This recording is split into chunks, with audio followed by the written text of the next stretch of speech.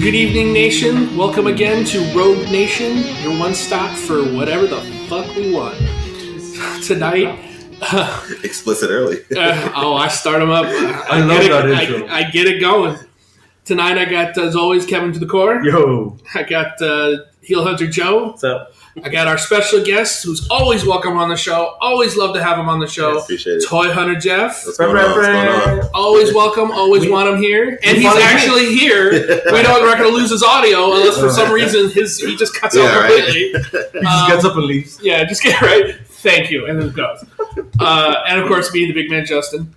So tonight, we got ourselves some things to talk about. You actually got toy news. We actually have toy news because we're on the eve of New York Comic Con. Yeah. New York Toy Hunter's here. So Toy Hunter's here. And we got some Force Friday stuff. We've got some pops for. We've got some pop exclusives to talk about for New York Comic Con. So we should probably just jump right in and try and get that going. What do we want the most? What are we looking at here? What are we getting? For me, it will be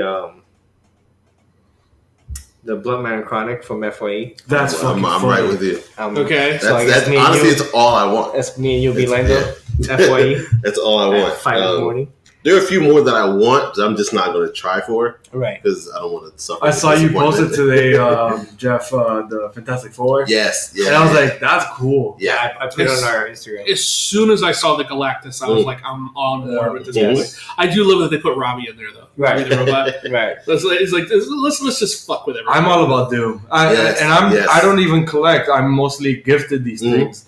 And I was like, I want to. I will get you a Doom. Don't worry. Doom is I the got one you. I've been waiting for. Same. He's my favorite Because villain. he's been made into a pop Yeah, years ago, but and he goes for Like crazy. when they first started, like fuck, 2011. like $300, and I'm not paying too much. Hell But no. me and Jeff always talk about that. We don't overspend on older pops because they They're come gonna out remake it. Right, with We new made- shit. different posing. Because Because you can only imagine, we're getting this version now. Once the movie comes out, then we're going to get the Doom for Exactly. that Yeah. version too. You're gonna So, get 6 more. yeah, Yeah. you're going to get so many more Right. Dooms. You may as well. But people go crazy for these Yeah. older pops, Yeah, they do. spending hundreds of dollars like idiots. Mhm. No, wait for the new stuff. But I did like the Thing one, but with the hat and the Yeah, trench coat. yeah. That to me, that's hysterical. It looked cool. It looked I'm cool. getting that. I'm excited for that. Barnes and Noble. Yeah, so for me, just the Bloodman and Chronic, I do want the Samurai Jack, but I don't mess with that Funko shop, man. I just don't. Yeah. No. I'm not even going to waste my time. Like, I'm just not even going to do For it. me too will be Huntress. I'm definitely going GameStop, after yeah. Huntress. Yeah. Is it a movie version? No, comic, thank God. Jesus, no. Comic accurate. Comic accurate. Comic Huntress. accurate Huntress. For me, Melisande, definitely. Yes, The yes. Sunday, yeah. So for me, Masande is something I want. Obviously, being a Game of Thrones fan, I just know she's going to sit, so I'm not going to rush to grab You it. think she'll sit? Makes sense. They sat last year. Barry Glendarian sat. The creators sat. I was Sure. like, everybody rushed out to get them, and I went to you went like 2 months 100%. later. They were still at Barnes and Nobles. I was like, all right, cool. There's a huge backlash from the show. People are just like, Yeah, and that's probably another thing too. Who knows if people But want to? sometimes in Barnes and Noble, Yeah. will happen what happened to Justin, where you're lined up and then they just bum rush you and take all the shit off the table, Jesus. and then you're done. It could happen. It could happen. Could But yeah, but they had some good ones last year, and they still sat there. So That's I'm not, it. I'm and not too much in a rush for them. and the Donald Duck for me, that's it. The fireman Oh yeah, Donald Duck. yeah, it's a good one. The fireman. That's kind of funny. That's funny. Yeah. Oh, and if we Who get does it lucky enough to get the Stanley at an actual Walmart, Yeah, right. then I'll Yeah. get it. But Yeah. Okay. good luck with that because Walmart fucking sucks. So Yeah. you know, Well, I want the Filch and the Miss Norris from Harry Potter, Mhm. and also the Madame Maxine. yeah. Yeah, and then the Masande, obviously. And actually, the one I want the most, which is really stupid. Well, I also want the Dragon Ball ones, the Piccolo and the Vegeta. But the one I want the most is probably one, and it might be hard to get, is the Avatar one, the Cabbage Man with the cart. Oh Because- shit! How did I not see that? Yeah. So I mean, All right, never mind. So I want two. My Isn't bad. that GameStop? yeah, it's Yeah, GameStop. it's That's not gonna be hard. No, it shouldn't be hard. That's not gonna be hard. Wow, It depends on how many they make. True. You know, that could be True. one of those ones that are just like they made like 5 of them, and that's so each true. store gets one. I'm Because it is a glad you 2-pack. I'm glad you said that. For some reason, I thought he was coming out as like common. No, didn't realize that's he part of was- the show. Yeah, Ah, yeah. okay, good to know. But the Vegeta because I'm Does a look really huge Vegeta fan, It look really cool. and those always seem to fly off the shelf. Yeah. Those Dragon Ball ones. Yeah. So Were you able to get the Bob Stokes one that came out last week? no, I didn't. The baseball ones, I wasn't really into different. it. Yeah, I wasn't really into it. I went by another store and I saw them, and I was kind of looking at them, going, I don't need them. Yeah. But I am pissed that I didn't get like some of the exclusives from the past. Yeah. Like I finally got Joe actually got it for me, the red Chrome Vegeta. Yes, but I tried to get the blue Chrome and I tried to get the gold Chrome and fucking forget it. And then the Majin Vegeta, which whatever. And they all got signatures on them.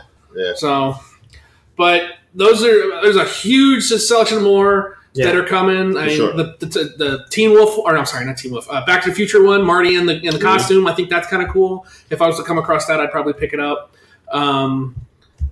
There's a whole bunch of shit in there that I actually think it's neat that they did the Doctor Who character. It's the one with the teeth in his face. It's a blue character, and he's got all the white. Yeah, that's right next to that's from the first episode of the new season of Doctor Who. Oh wow, that's cool. Yeah, the character actually wears a mask, and when he pulls it off, he's got teeth all in his face because that's his trophy. Whenever he kills somebody, he's a bounty hunter. He tells somebody he takes a tooth from and he puts it in his face. Wow. Yeah, that's some freaky shit. Yeah, that's what think about it when he pulled the mask off, and you're like, oh god. Yeah. Okay. Hey, that is a weird one, yeah. So I thought it was neat that they actually stuck that one in there. I might jump in for that white Nick Fury. Fair, yeah. White Nick Fury. Well, because there's no black Hasselhoff. I call him Hasselhoff. Yeah, Hasselhoff. Okay. Yeah, there you go. Yeah, he was pissed that he didn't get. We used to be able to fucking differentiate it because we had the Ultimate Universe, but now they just fucking merged it. Yeah. They even put the Black Nick Fury in the regular Marvel Universe. I was like, all right. So no one's clamoring for the egg or egg and pull. Okay, this is a side tangent. Do they both exist? Mm-hmm. Yeah, he's his dad, right? Yep. Okay. Because they did. I was like, I'm hoping I'm not remembering that. No, they did. They did the storyline where Thor became unworthy. Yes, I can't remember original sin. Original sin. Thank you. Yeah. Okay. And then that you found out that Nick Fury was like a protector of the universe. Gotcha. And okay. So they basically sidelined him to. They retconned all the Nick Furies to make you think that every time you've run into a Nick Fury in the past has been a life model decoy. Gotcha. Okay. And then because Nick Fury is always protecting the universe, and this Nick Fury is kind of a way to slide the one everybody knows now into the Marvel universe because now it's like, oh, we can never trust this Nick Fury ever again. This is the Nick Fury we got to trust. Gotcha. Okay. Right, because even still today when they address him, when certain people address him, he's Nick Fury Jr. Yeah, gotcha. Well, he's big in he's playing a big part in the Captain America book right now. By okay. Coates. Oh, nice. Okay. Yeah, because I feel like I'm waiting for that to get into a trade, and then I want to dive. It's a great book. I'm hearing good things. It's a book we started, and from the get-go, I won't say it hasn't let us down, but it's a slow burn. Gotcha. But I find that Ta-Nehisi is like that. Yes. It's a slow burn.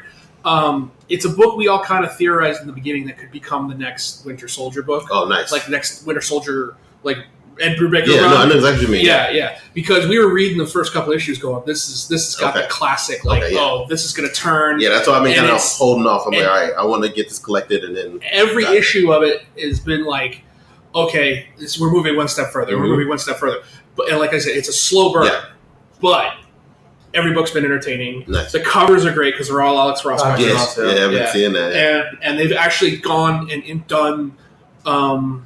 They've introduced the character of the Dryad, and I'm not going to tell you who the Dryad actually is, but the Dryad, when they find out who the Dryad is actually really cool. Fuck yeah. And then they've actually had to pull him out of his costume again because this is all fallout after Secret Empire, where he was Supreme Commander, Supreme Leader. So, and that's how every book starts. It's like Captain America or Hydra conquered America with a guy wearing Captain America's face. That's like how every book starts. Okay. So they're really driving it at home, reiterating that to you. And they introduced the Daughters of Liberty, which is like every female superhero in the Marvel universe. And it's like, all right, I can dig that. That's kind of cool. So it's good. It's just every book has just been really good. So I recommend that book highly. We don't talk about it much on the show because so many other things just kind of take over. Yeah, especially since it's such a slow burn. Yeah, it's kind of hard to go. But it's like, well, this week he fought everybody at the Myrmidon. So is it monthly or bi-weekly? No, monthly. Monthly, okay. Yeah, that's another reason why we don't really talk about it too often. When something big happens, it'll end up on the list. Gotcha. Okay. So back to toys. I know we digression. My bad. No. We live on this show for digression. For real. So back to toys. So we got all the pops. Anything toy wise that we want to talk about? Yeah, I think. You guys have to refresh me on. Oh, I guess the only thing I know from Force Friday. Wait, one question is it? When is it? By the way, Force Friday is Friday. This Friday? This Friday? Yes. So fourth. Son of a bitch. Which is crazy because some of these pop releases are being shared now Thursday and Friday. Mm-hmm. So some days are like, oh, why would they Thursday. do that? Some days it's Friday. So why are they calling this one Triple Force Friday? Oh, because it's the Mandalorian, the Force that video game. Yeah, got you. What's it called? Force? Fallen Order. Fallen Order. And Jedi Fallen Order. And is that coming out? Yeah, it comes out November. Oh, November. Oh, I thought that was coming out Friday. So so triple because of the content that it's going with. Franchises, right? The video game. So you got the video game, the TV show, and then the movie. And then the episode 9. That makes sense. So yeah. What? And is it all pops or is it more like all merch? No, it's figures too. It's merch. Holy shit! Yeah, look at this Xbox controller for the video game. Oh, that's gonna be crazy this Friday. Oh fuck! I put it together some stuff. Okay, so you just passed the only thing I wanted. Oh, sorry. And I don't even collect troopers.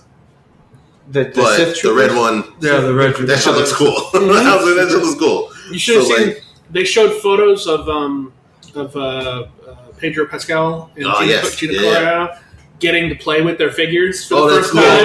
And the look of glee on Kachina's face when she saw her figure was like, oh, that's gotta cool. Be cool, yeah. Especially because they've gotten so good at the face now, the face scans now. Right. Mm-hmm. That looks great. Yeah. Okay. And the only thing is, I'm not a Star Wars pop guy. I love Star Wars. I think I have 10. Right behind Kevin. I mean, it's very selective with me. Yeah, with me. I mean, I love Star Wars. Star Wars is my favorite, but I just can't get it. The pops just don't do it for me. I love other pops. Yeah, Star Wars pops just don't go. For me, it's the 6-inch stuff doesn't do for me. And I've been meaning to mention this on the show. I might get the Mandalorian. I've been meaning to mention this on the show. Oh, and I'll get Kylo because I like the red. But I keep forgetting. But we've all watched the Mandalorian trailer. I mean, yes. Yeah. Has anybody? Nobody's brought it up on the show. Has anybody noticed that the Mandalorian, at least part of that trailer, is wearing the original outfit of Boba Fett on the holiday special? Okay, yes. So I thought that was just me. No, he looks like he's wearing two different suits. Yeah, the colors he's wearing are from the holiday special when they first introduced Boba Fett to the world. Which I've never seen. Yeah, well, don't bother. Yeah, I've seen the YouTube clip. Yeah, in the cartoon, it was like a multicolored costume. Yeah. And he's wearing that costume. In fact, all the way down to the gun he's carrying, because in the cartoon, he has the two-pronged gun. Mm-hmm. So what's the theory on that? I don't know.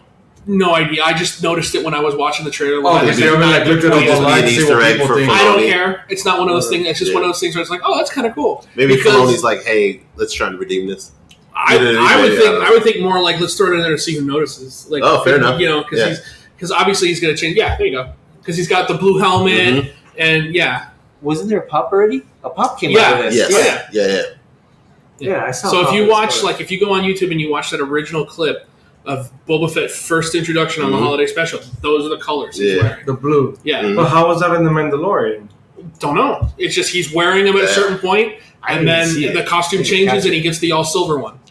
Because I think I think the first time you see him, it's the silver one, and like somewhere in the middle, he's in that one, and then towards the end of the trailer, he's back in the silver one. I noticed the gun right away. Yeah, the gun right away. I was like, oh, that's the gun from the holiday special. Because that gun always irritates the shit out of me. I'm like, I don't. All right, sure. So when he finally pulled out the sidearm, I was like, oh, okay, now we're getting there. Because you don't know how much I want this to be solely Western. I really just want horses and shit. I just want this to be Western. Well, it's fat, bro. So you're gonna get that. I think we got a good shot of. That's all I wanted, bro. I love Serenity. I love sci-fi Western. Mm. Oh, Firefly. Oh, fucking that show, man. Another side note: have you seen Nathan Fillion lately? Mm-hmm. He looks He looks fit. fucking good. Yeah. What the hell? When he was on Castle, he was fucking fat. Yeah. Well, he had to he looked older somehow. Yeah. Now he looks younger. He looks great. He had to clean up for the rookie. I saw him in the You're right. He had to clean for the rookie. Oh, he does have that TV show. Yeah. That's right. He's got to clean up for the rookie because he's got to. He got hella shape. Well, you got to believe he's a 45, 50, almost pushing 50-year-old rookie in the Los Angeles Police Department. Fair enough, man. You ain't getting there eating Twinkies, my friend. Yeah, I saw him in the picture James Gunn posted. Yeah. For the Stern production of the Suicide Squad. I'm so. And I'm looking and I'm like, is that Nathan Fillion? Yeah. I was like, son. Yeah, he's the one sitting down. Yeah, I'm like, he looks so in shape. Who stood out to me was the chick that plays Mantis is in it. He wrote in the she's not in it. I guess she visited the set. Okay. Yeah, he wrote in the because I was about to be like, bro, the way Justin jokes, I was like, bro, fucking everyone's in this fucking movie. No, he wrote in the post. Christ. He said the crew and Palm. Palm Klimioff. Yeah. Whatever her name is. Lights it or something. Yeah. So he wrote that because I thought the same. I was like, wait, Mantis in it too? Yeah. I was like, shit. But we haven't even speculated on who's playing what. It's kind of hard. There's so many people. I don't know if it's worth doing though. Not because there's too many people. Yeah. Fucking when everyone's not to like oh my god, Pete Davidson is in this fucking movie. It's like what? Yeah. I feel like that's an early death. That's what everyone says online and on other podcasts. I feel that half of that inflated cast he's early death, he'll be the one that stays.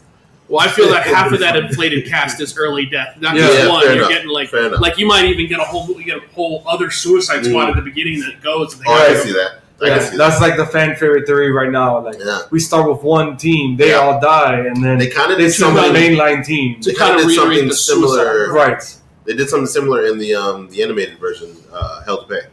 Suicide Squad Hell to Pay. Like the beginning of that movie, you have a certain crew, and then half of them get killed off. Right. And then towards the end, Waller brings back who were a part of that run, and then introduce more other people. Yeah. So at least they've done it animated wise so far. So maybe we'll see. I am happy that they're bringing back the people to play. I think so too. I mean, it'd be weird if you didn't bring back Harley. Never mind her. I'm talking about the blanking on her name, the woman who played Amanda Waller. Oh yeah, Viola Davis. Thank you, Viola Davis. I like that they're bringing back Kinnaman to play Flag. For sure. Yeah. So I like Jai Courtney. Jai Courtney's my favorite. Yeah. Boomerang fucking stole probably my favorite performance of his ever. I would have. Yeah, well, you don't really have a lot to play with there. Fair enough. Although he was good as a villain in the first Black Reacher. That's it. Okay. That's like saying that Terminator 2 is my favorite Edward Furlong movie. Like, that's funny. Wow. So. Is he coming back, by the way? What, Edward Furlong? Yeah. He's going to be in Dark Fate. Somehow. Is that this month? Is that November? November? I think it's... I don't know. I feel like it's this month. Maybe. It's probably early November. And it's funny because, November 1st. Okay. So we're exactly a month away. Might as well be October. Yeah. And even though I'm excited for it, I know, I have my expectations lower than fucking, a fucking casket. I'm one of the people that said that Terminator franchise, you should have killed that franchise a long time ago. I disagree just because I'm a fan. I love Terminator 2. Everything after Terminator 2 is just bullshit.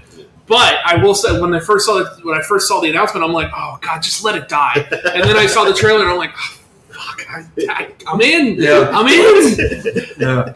Especially Mackenzie Davis, Gabriel Luna. I like her. Diego Luna. Yeah, Diego Luna. Yeah. He's a homeowner There's a lot now. of He pays insurance. Terminator.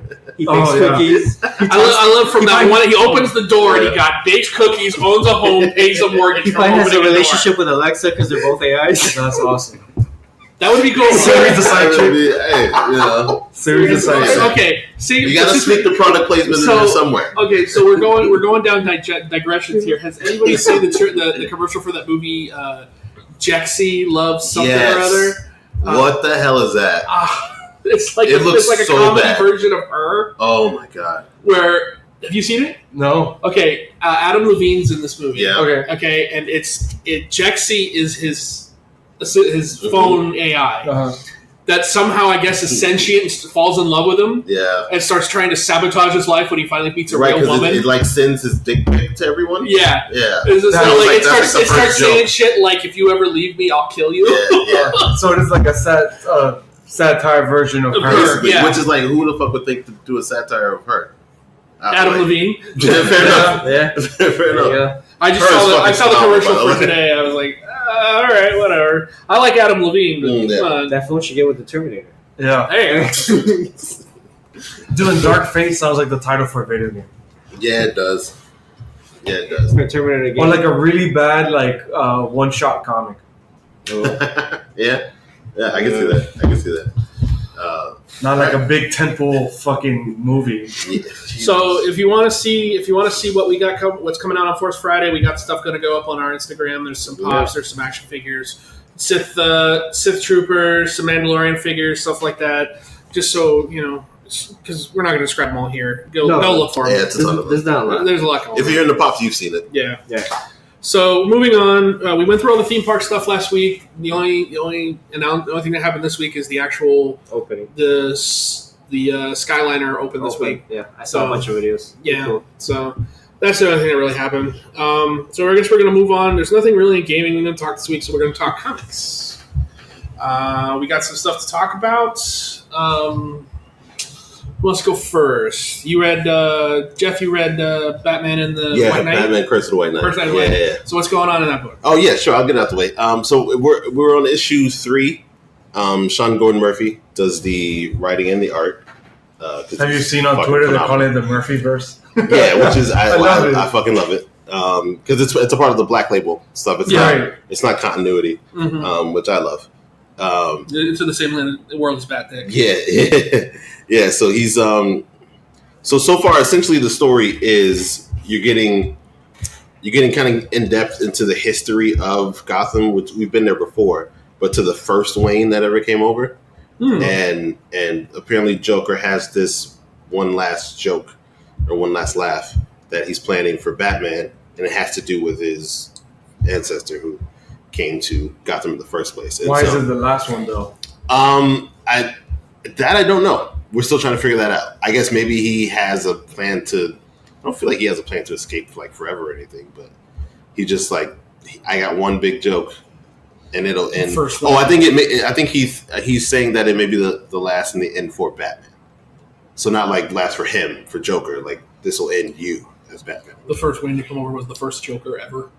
That could be it. It's crazy because they've already hinted they've been they made some hints that they definitely made some hints. There's been more than one Joker, and so his proxy that he's using is Azrael, and but there's a connection between Azrael's ancestor as well. So apparently Edmund Wayne, who's the first Wayne to come over, made a deal with the ancestor of, I'm blanking on his name, the ancestor of Azrael, and may have screwed him over. So it seems he fucked him over. And so now Azrael's getting revenge. So that's why Joker was able to convince him to kind of go after Batman. So that's kind of where we are now. And then what happened in the third issue, which I won't spoil because it's pretty important, I guess. It's a big Gordon-centric issue, Jim Gordon, and I'll kind of leave it there. Right. Some secrets come out, some things happen. Some not so good things happen. So and I've been meaning to dive into that. Yeah, it's great. If you liked the first one, White Knight, I think you'll like this one as well. So I never got into that. I didn't pick it. I stopped picking up peripheral Batman books a long time ago. It's really good, and it's only 8 issues, I believe. Mm-hmm. Everybody talks about it. It's really great. So like, if I believe they have the trade. Yeah, they got the trade for White Knight already, and they'll do a trade for this one as well. Mm-hmm. So I'm just a huge Sean Gordon Murphy fan. So anything he does, I'm all in. Yeah. So I'll pick up from after that. The book the book we always talk about it's always going to be is whatever's going on in the X-Men. Yeah, for sure. But to kind of, because that's the last book we talk about, so to kind of change it up and make it so we're not always just talking about the X-Men. Yeah. I picked Avengers 24 this week. Okay. I read that book the other night, and it's just so much fun. I mean, are you reading Avengers? I I didn't read 24. Okay. But I am caught up to 23 though. Okay. Nice. So I just got to read 24. It says it right on the cover: Cosmic Ghost Rider versus the Avengers. Yeah. And it's right there. It's right there in the wording, and that's what it is. And Jason Aaron has got the craziness of and the kookiness of Cosmic Ghost Rider down. That's awesome. So that's awesome. I mean, it's not just straightforward like he's trying to mess everybody up. It's like he doesn't even know what the hell's going on. Yeah. And that's what's great about this book is you find out that last issue, the whole Avengers Tower, the whole Celestial was possessed. Well, it was possessed by Cosmic Ghost Rider. Oh. So once they draw him out, okay, yeah, because they kind of lead you to believe that it was possessed by because they were trying to exorcise Robbie. Well, his uncle from the car. His uncle from the car. That's what it was. Okay. Yeah. And so, I guess I thought maybe they fucked up and got the uncle into the building. Well, but it ties in with the race of the Ghost Riders because in addition to Cosmic Ghost Rider taking on everybody in Avengers, you go to hell and you see that it's Robbie. And he's talking to not every one of them, but. Basically, all the Ghost Riders that have existed in the past, but there's hinted that there's others that they don't want to talk about, and you're like, I love that little ad. Yeah, they're like, let's not get into that. Let's not talk now. about those people. So there's other Ghost Riders that maybe weren't so hooked into the whole Spirit of Vengeance thing. So are we talking the ones before the first one? No, it goes all the way back to the first one because he's in the back. Gotcha. And he even says he wrote the rules to the race of the Ghost Rider. So it's still somewhere in that middle. Yeah. From the first one to Robbie. Yeah. Okay. And there's even a gaff in there, which I don't know if you noticed this or not, but when you're reading it, they're all talking to him, right? Uh-huh. And one of them says, look, we've all had to put our foot to that pedal. Yeah. The one saying that is the Western Ghost Rider. And you're like, what pedal? Yeah. You rode a horse. So that was I noticed that. I'm like, wait a minit, what the fuck is... All right, but I get where you're coming from, but wrong person to say it. The metaphorical. Yeah. But yeah, it goes all the way... They're all standing in front of him, and they're trying to explain to him that, no, don't listen to Blaze. He's lying to you. Yeah. And meanwhile, Blaze is the one that's like, look, I'm trying to do you a favor. Mm-hmm. So they convince Robbie to run the race, and Robbie's like, I'm going to win because he threatened my brother. Yeah. Well, in that conversation, you find out that Blaze is the one that sent Cosmic Ghost Rider to Earth to keep the Avengers busy so they can't pull Robbie out. Or they can't come and help him either. So, but Cosmic Ghost Rider is just so nuts. Yeah. He has no idea. He's like, why am I even here? Who are you people? What are we doing? Yeah. And he says stuff like, the problem with, being as old as I am is problem with time travel is I got to come back and kill fuckers like you again. So, but he's fighting Thor, and he's holding his own with Thor, and then Hulk comes in, and she's trying to, and then they introduce this new move, Gamma Thunder, where so cool. Yeah, where I guess she loads him up with gamma radiation, and he fires it as lightning. Oh my god, his hammer, that sounds amazing. Yeah, but of course. Cosmic Ghost Rider can withstand it. At one point, they kick off. Hulk pushes Ghost Rider's skull onto Mjolnir, so he can't lift. And he's like, "Oh, get the!" And he's talking. He's talking. He's like, "Get the hammer off of my face!" And Thor's like, "Of course!" And he pulls the hammer, pulls his head off of his body, and it's a really fun read.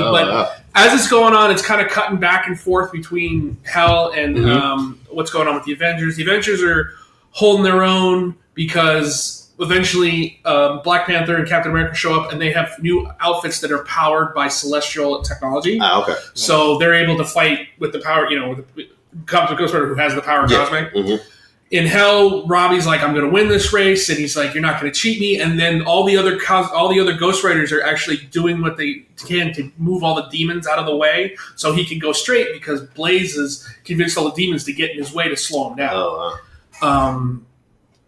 And then he ends up calling. He's like, I've got ace in the hole, and it's the Celestial that died. That's now the head of the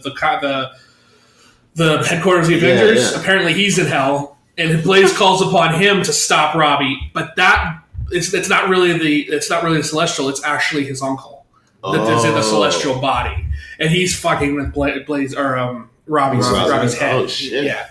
So it kind of ends that storyline with there. But what I love is how the Avengers storyline lives because Cosmic Ghost Rider is so crazy that he sits there when he finally everything is done. He's like, you know what? I don't even know what's going on, but I seem to have a problem with this Blaze character. I got it. I'll join your Avengers. I'll go with you. And Cap's like, you're not an Avenger. But he's like, I'll join your Avengers. We're going to take this fucking Blaze on head on. And that's where the book ends. But it was such a fun read with the Cosmic Ghost Riders. It was just so good. That's awesome. Because, sometimes characters don't translate to writers. Yeah. So it's good that he was, he's great with Kate's, obviously. Mm-hmm. And it's good that Aaron was able to just pick up the baton and keep it going. Well, he grabbed, because that character could very much just be a psychopath. For sure. And, you could just portray him as just somebody who's just on a warpath. Yeah. But Aaron's the one that's like, no. Kate wrote him as a crazy person who's kind of doesn't really understand his surroundings. Yeah. And that's what Aaron kind of picked up on and really, really illustrated that. That's awesome. It was just like, oh no, he's nuts.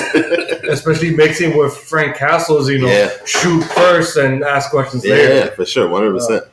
That's awesome. So will this be the first time? Have they interacted before, Blaze and Cosmic? Well, Blaze was the one that sent Cosmic to, but you haven't seen it. Oh, okay, I got you. He was pulled out of He was pulled out of Guardians of the Galaxy. Yeah, and then I think the end of that issue was just him standing in front of Johnny Blaze on the cross or on the throne. And I think that was where it ended. Okay, and then the next time you see him is in this book, but you don't get that interaction where he explained to him, "This is what I want you to do," or anything like that. I don't even know if you'll get it because, like I said, even Frank doesn't even know what he's doing. He just knows that he was sent to do something, and he's just like, what was I here again for? I like the tidbits in Hell of all the other minions. You get little tidbits of Johnny Blaze is almost worse than Mephisto. Yeah, they're like, Mephisto, at least he didn't make us do shit to his bike, which is apparently what Blaze is doing. So that's okay. That's awesome. I gotta read that. Yeah, I gotta read that. I gotta catch up. Yeah, and I'm really looking forward to it because this storyline, I believe, is supposed to lead into the new Ghost Rider book. Yeah. Oh, and nice. The new Ghost Rider book, it's Danny Ketch and Johnny Blaze. Yeah. Oh. Because Johnny Blaze is still the king of hell, but now Danny Ketch is the Ghost Rider on Earth, and he doesn't want to be Ghost Rider. Oh. So he's a reluctant spirit of vengeance. And I can't remember. Somebody's writing that book that I'm all about. I'm not sure, but it's all tomorrow. Is it Duggan? Might be. I thought it was Hopeless.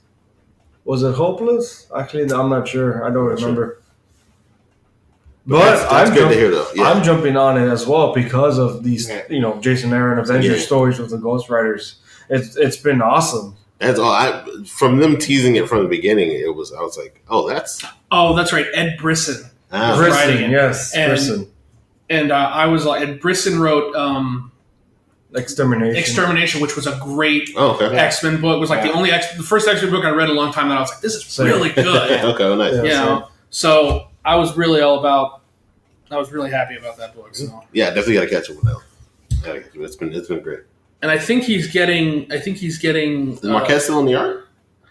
No. Was somebody else for this issue? Oh, what, for this book? For Avengers 24. No, somebody else. I can't remember who. Okay. But it's not. Not that one. It's still good. It's still good. Yeah. Okay. Cool. Especially all the Hell stuff. I love the designs of all the Hell stuff, man. It looks so good. Especially when you see Tarmat and traps and fucking what are they called? Those jumps that stunts. Like the ramps. Yeah. So there's crazy ramps, but and then there's I don't know, monsters that can grab at you. It's fucking awesome. To me, it's super cool. It's so metal. That's dope. Oh, was that it for you, Justin? Yeah, I just that book was. Obviously, we're gonna talk Pirates of X later, but that was a book I wanted to talk about because I just really enjoyed it. I thought it was a good book. I just want to quickly talk 2 books, and I always try to do is one Marvel, one DC, and I didn't want to be on either one for too long. But to continue to Justin's point of Guardians, I'm on Guardians 9, also Donny Cates. Great run. Still fucking awesome. Great run. Half of the Guardians. Are you on it, Jeff? That I'm not on, but I want to read it. Bro, I definitely want to read it. You are just being a big beta ray. You are asleep on this book. Okay, all right. I gotta get, but it's only 9 issues. I can knock that out. Yeah. Okay, I can knock that out. You are asleep on this because it's so good. So, I definitely am. 100%. After the arc of of what happened with chasing after the supposed resurrection of Thanos. This is now the new arc since like 7, called the Faithless, which is the Universal Church of Truth from the future has traveled to the present and are collecting the life essence of organisms in the universe instead of their belief. Okay. So their engines now are running on life itself, on will. Okay.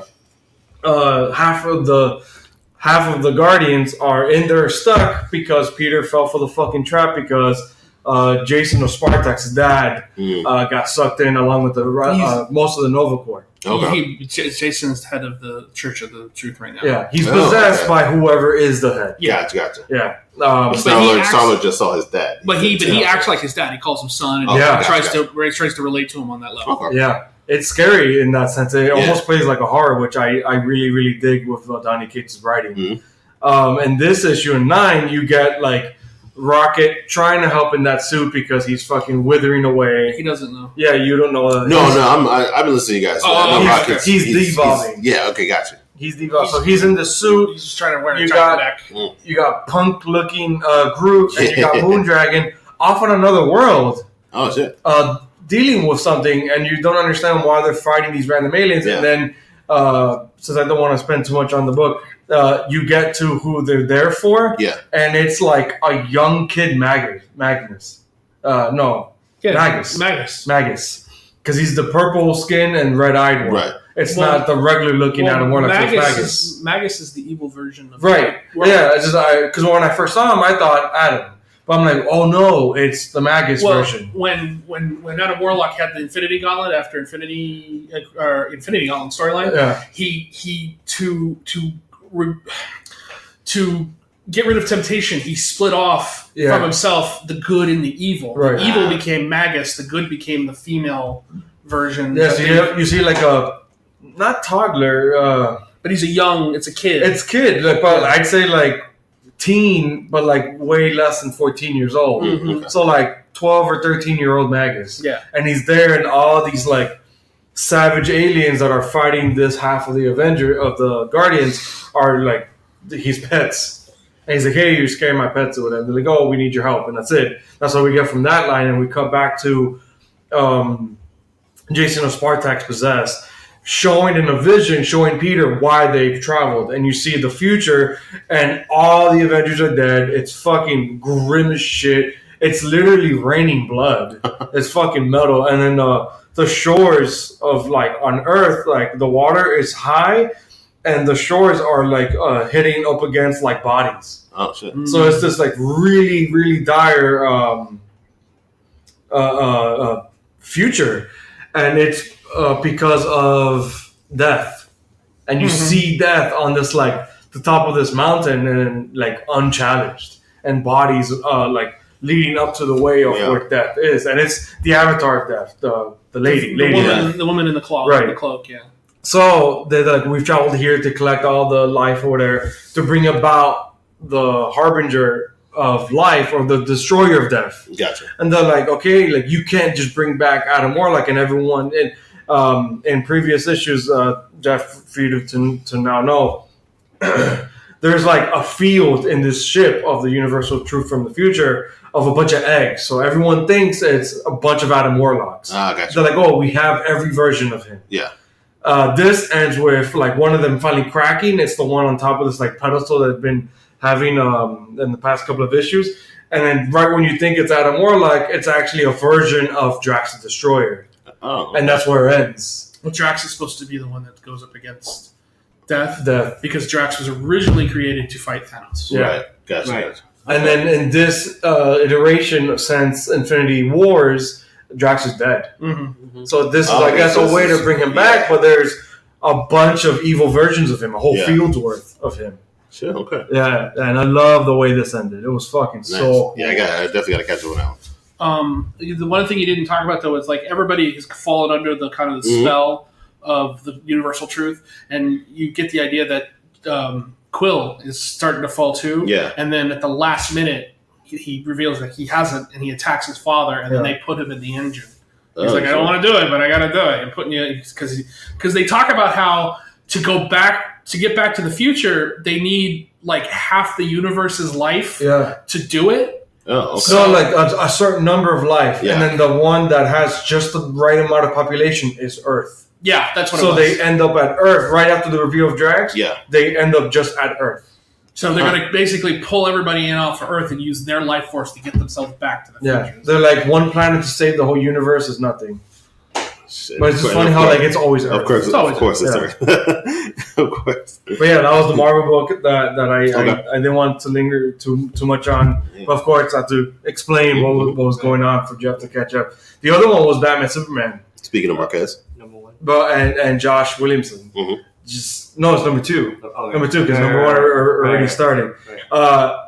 If you're not on this, there's another one you're sleeping on. Yeah. Especially if you like the Scott Snyder jock stuff of the Batman Who Laughs. Okay. And I dug it because it was cool horror stuff. Yeah. And it ended with he's trapped, especially in the Scott Snyder Justice League stuff.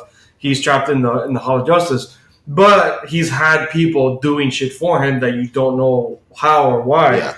And it's alluded to that he's infected some number of people. In Batman Superman 1, it's 6, including Leaguers, just the Leaguers. Okay. It's Billy Batson. It's one of them. Yeah, I think I saw that. I've seen that cover. When they're in the Batman Who Laughs Batcave. Oh, okay. Billy is there dressed as a Robin. And then when he attacks, he says Shazam, and it's just like creepy fucking looking Shazam. Oh shit! And he fights both of them, and he mollywops them. Yeah. He destroys Batman and Superman like fucking nothing. Which makes sense. Yeah. And then the way it ends is Shazam says like, I have a Batarang for everyone, and it's like a specific Batarang that has the infection of the Joker infection that the Batman Who Laughs is infected with and been infecting people with. So then the one that has Shazam, his is like to like his belt or whatever, and has the bolt in the center instead of a bat, but with the bat wings. And then he has one for Superman. That's the one he's trying to infect, not Batman. But Batman keeps getting in the way, and I like how obviously his magic hurts Superman. Mm-hmm. In mid-flight, in like fighting whatever, it's fucking cool because Batman attacks with the Batman Who Laughs Batwing. And apparently he's like, hey, like the Batman Who Laughs is toys are nice because he's like, even his Batwing is faster than mine. So he gets to the fight fast. He jumps out, like of course Batman style, to latch on to Shazam, but he catches him in the throat, like in midair. Oh shit! And of course, just fucking drops him. Yeah. And Shazam strikes Superman by saying Shazam, so the lightning strikes them both. But then, of course, immediately it's like Billy, and he's like, hey, like, it's me, but of course he's duping him. Mm-hmm. Immediately turns back into Shazam, fights Superman again, and he's like, look, your friend is falling. Yeah. You either come get me and let Batman die, or save your friend and let me go. And of course he chooses to save Batman, so he lets Shazam go, and it cuts back to Batman waking up in the fucking cryostasis in the Fortress of Solitude after being healed with Kryptonian technology. He wakes up and Superman is there in this like Kryptonian like display of like looking over who it could be and like other information of what the Shazam Who Laughs, I guess, left behind. And he's like, oh, there's 4 more people. No, there's 5 more people, but we need to find out the 4 other Batarangs. Yeah. And Superman's like, Kryptonian? Because the display is Kryptonian. Yeah. And I love how he says that, and Batman completely ignores the conversation. Completely ignores the question and just keeps talking of, like, we need to figure out what this is. He was like, of course. And it's so, to me, it's so fucking funny. And then it keeps cutting to Gordon, and then the ending shows that it's Gordon who's the other infected one. Because the ending of the Scott Snyder and Jock run of the Batman Who Laughs, Gordon was left a little bit infected. Ah, okay. And then this book of Batman Superman, especially now in the ending of number 2, it's Gordon who has been even more infected now. It's overcome it. Yeah, it's manifested more. Like he's the one been doing the stuff behind the scenes, while the Batman Who Laughs is still stuck under this torture chamber under the Hall of Justice. Gotcha. Not torture chamber, this prison cell. Gotcha. So then Superman, it's funny. Superman comes up with a plan. He goes, "This was meant for me." we need to find out who else it is. He sent Shazam to me, but how else would the Batman Who Laughs get the information? Yeah. So he's like, I have a plan. And then it ends with the Batman Who Laughs talking to someone, and you think it's Batman, and it ends with, and it is Batman, but it ends with Superman coming through the cell to break him out. But Superman is dressed up like as if he's infected. And then it cuts to Batman like in an intercom or something, like some kind of communication, and he's like, Batman, you're in the the clock is ticking. So I guess it's assuming that he's undercover. Well, it ends with like the next issue is Superman undercover. Yeah. So Batman Who Laughs, like even Bruce is saying, is like he's gonna find out. Yeah. So that's why the clock is ticking. So to me, this fucking quick little run has been awesome. Nice. Is it an ongoing or? There has not been anything about like a miniseries, so it might be an ongoing. But I hope it's a miniseries. Yeah. The only reason why I like anything of the Batman Who Laughs stuff, that it's always been short. Mm-hmm. It's always been like a one shot here, a one shot there, a mini here. Well, this is in the Batman and Superman book, and they've relaunched that book like 7 times already. So I assume this book's going to go on until they can't. It doesn't have to all be about. It's just that's the first arc is. Can be about the Batman Who Laughs. But to me, it's a cool thing of why it's only them. They even said like since it's other leaguers that we don't know, and we know that you and I are not infected, we cannot tell any other leaguer about this. And I like how, okay, cool, there's a reason why it's only them two on this case. Okay. But they don't know about the Gordon stuff yet. It actually ends with Gordon at Wayne Manor. Oh, shit. So I don't know what's going to happen. I'm assuming, reading the Batman Who Laughs stuff, I think he might try and infect Alfred. Oh, Alfred's still alive with us? Yeah. Oh, yeah, so that was going to be another question. Is it in... We talked about it already. I know. Plus that's like... Is it all in continuity? Yeah, Or is it... loosely. Right. Okay. Because in City of Babes... I was going to say, at this point, a lot of the DC titles are disparate, and a lot of shit is not tying in well. It's kind of how they kind of do that. It's like what they're doing kind of with the movies, basically. They kind of do that on purpose. They let each writer go and tell their own little story. Right. And then when somebody wants to go and say, well, I want to pull from that, I bet you they tell them, well, you need to figure out a way to bridge. Right. Yeah, okay. Like, well, something that has hit the run, like actually struck a universe with ramifications was Tom King's Heroes in Crisis. So the point that Wally now has his own new title thing, which I also read, which is Flash Forward. Mm-hmm. Okay. To me, it was a strange read. I will read the second one before I even talk about it on the show, because to me, it's like it wasn't good enough for me to bring it up. But did you read the news today about Nightwing? What? Well, you know that going back to Nightwing. Well, that's the thing. George is on that. Oh, is George from the podcast? He's on that. He enjoys Rick. Yeah. I don't know. We can't tell. Well, Nightwing is when Tynion takes over the Batman run. He's supposed to bring Nightwing back into the fold when he does it because he's talked about it already. Okay. But in Nightwing, he's dropped the persona of Nightwing. Yeah. He's now Talon again. He's now Talon of the Court of Owls. Court of Owls. Yeah. I hate everything about that. God damn. You ain't the only one. I hate everything about I'm not even thrilled with Tynion being on Batman. I'm not either. I'm gonna read it but first to see how it is. Tony Daniels. Yeah. Thank you. It's Kevin. It's Tynion and Daniels. Yeah, so at least the art will be nice. Yeah. But that's like these last couple of issues of Batman have been him on the fucking beach, but at least his Clayman was beautiful. Yeah. But if you liked, because Tynion was the one that did Batman Eternal and then Batman and Robin Eternal. Yeah. So see, that's my thing. I don't even say I love Tynion on the Bat Family characters. Mm-hmm. I guess I don't know how I feel about him on Batman. Well, just one thing I don't remember. He's Scott Snyder light. Yeah, because he's his cousin. He writes Tim Drake very well. He writes Cass very well. Whatever this new version of Cassandra Cain is. I jumped off of Batman Eternal about halfway through because it was a weekly book too. Yeah, but I kept on with Batman and Robin Eternal. Mm-hmm. I think I read that entire run. Yeah, and I didn't hate it. Yeah, so right. Yeah, it was good enough to keep me going. He's solid. They didn't announce, but I'm not excited about it. Did they announce how long his run would be? They didn't say. I mean, look, they told King it would be 100 or something, and they cut it to 85. And the only reason why was you said you're going to get 100 issues out of Tom King is because Tom King actually had 100 issues of story to tell. and it's Tom King. Okay. You know, so I'm excited for Tom King's Strange Adventures. yeah, the Adam Strange book he's gonna do. Oh, okay. Yeah. That's gonna be interesting. I really wish he did a Booster Gold.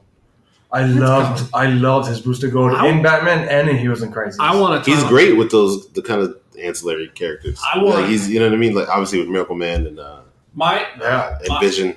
My dream scenario is that Bendis becomes so wrapped up in Legion that he leaves Superman and Tom King takes over Superman. Ooh. How has Bendis been done? There you go. I've been liking it. I just miss him on my. I've been liking it, but then this Rogue Zal thing has been like so fucking long. Yeah. It's taking forever. Right, and then all the Legion from the future are here for some inexplicable reason. But that Legion Millennium book was good. Did you read that? No. I read it. Because I didn't like it in Superman. The Legion Millennium book, the first book, that was good. Okay. I liked that book. Okay. That book was good. Because I'm a Bendis fan. I'm a Bendis fan too, but Bendis... He created Miles Morales for fuck's sake. So like... Yeah. But I love him for that. Bendis is another one that's into the slow burn. Yeah. And unfortunately on Superman, it ain't working. Yeah.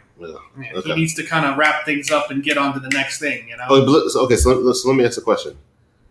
What has worked with Superman? As far as people writing the book? Yeah. I mean, I'm a fan of Azzarello's run on the book when he did For Tomorrow. I actually liked Snyder's run when he did Superman Unchained. Yeah, I dug that. Even though that did get a little convoluted towards the middle of that book. But nobody's been able to nobody's been able to keep us the same run like Batman. Since Jurgens' run, back with Death of Superman and everything like that. Jeez, we gotta go that far. It's hard pressed to think of somebody who's written that book that's that's really kind of. People say a lot of people like the James Robinson run. On I've heard that. Yeah. So I don't know. The worst part is like I've been really liking Superman since Bendis, but it's made me care about the character, care about the ancillary characters, made me emotional in some panels. And he's great. He's great for side characters. But some of these threads have taken so fucking long. I'm telling you, the Rogue Zal thing was only just resolved, if that, and it's like we're on what 15, 16? Yeah. Right, and it's like, bro, this is taking so long. We've been dealing with Rogue Zal since his prelude book, the Man of Tomorrow. Yeah, Man of Steel. Yeah, but the one who was writing before this was doing a really good job because we were all digging it. And now I'm hard pressed to think of who it was. I thought it was Tomasi. No, was it Tomasi? I thought it was. Now I gotta look. But I wasn't on I'm it. not. I've never been the biggest Superman guy. So like, I jumped on with Man of Steel with Bendis, and then this run with Bendis, and I've liked it. I tried Action, and I couldn't stand it. Yeah. Oh, was he doing Action as well? Yeah, he's doing both, and I couldn't stand Action. Jeez. Yeah, for Action comics, nothing was happening. Yeah. Action was a hard one to. We kind of dropped that book at the same time. And then Ivan he's been on Detective, right? No, that's Tomasi. Tomasi's been on, Tenian's Justice League Dark. Okay. Which, to me, it was great, good, and then it lost me, but that's just me not being a fantasy fan. Gotcha. I'm not into magic, and then, of course, Justice League Dark, that's what it's about. Yeah. But the pitch for me early on was that it was horror-based, and I loved all the horror stuff. Yeah, because it's got horror characters. Right, but then you have a lot of issues dealing with magical stuff and magical realm, and some issues are just like pure exposition. And I was like, dude, I can't deal with this. On top of me not liking magic. Yeah. Yeah, you're right. It was Tomasi. Superman. Okay. Yeah, he did Superman before. So and we were all really into that run. I remember we talked on 90 Miles. We talked about that run a lot. We were big into that run.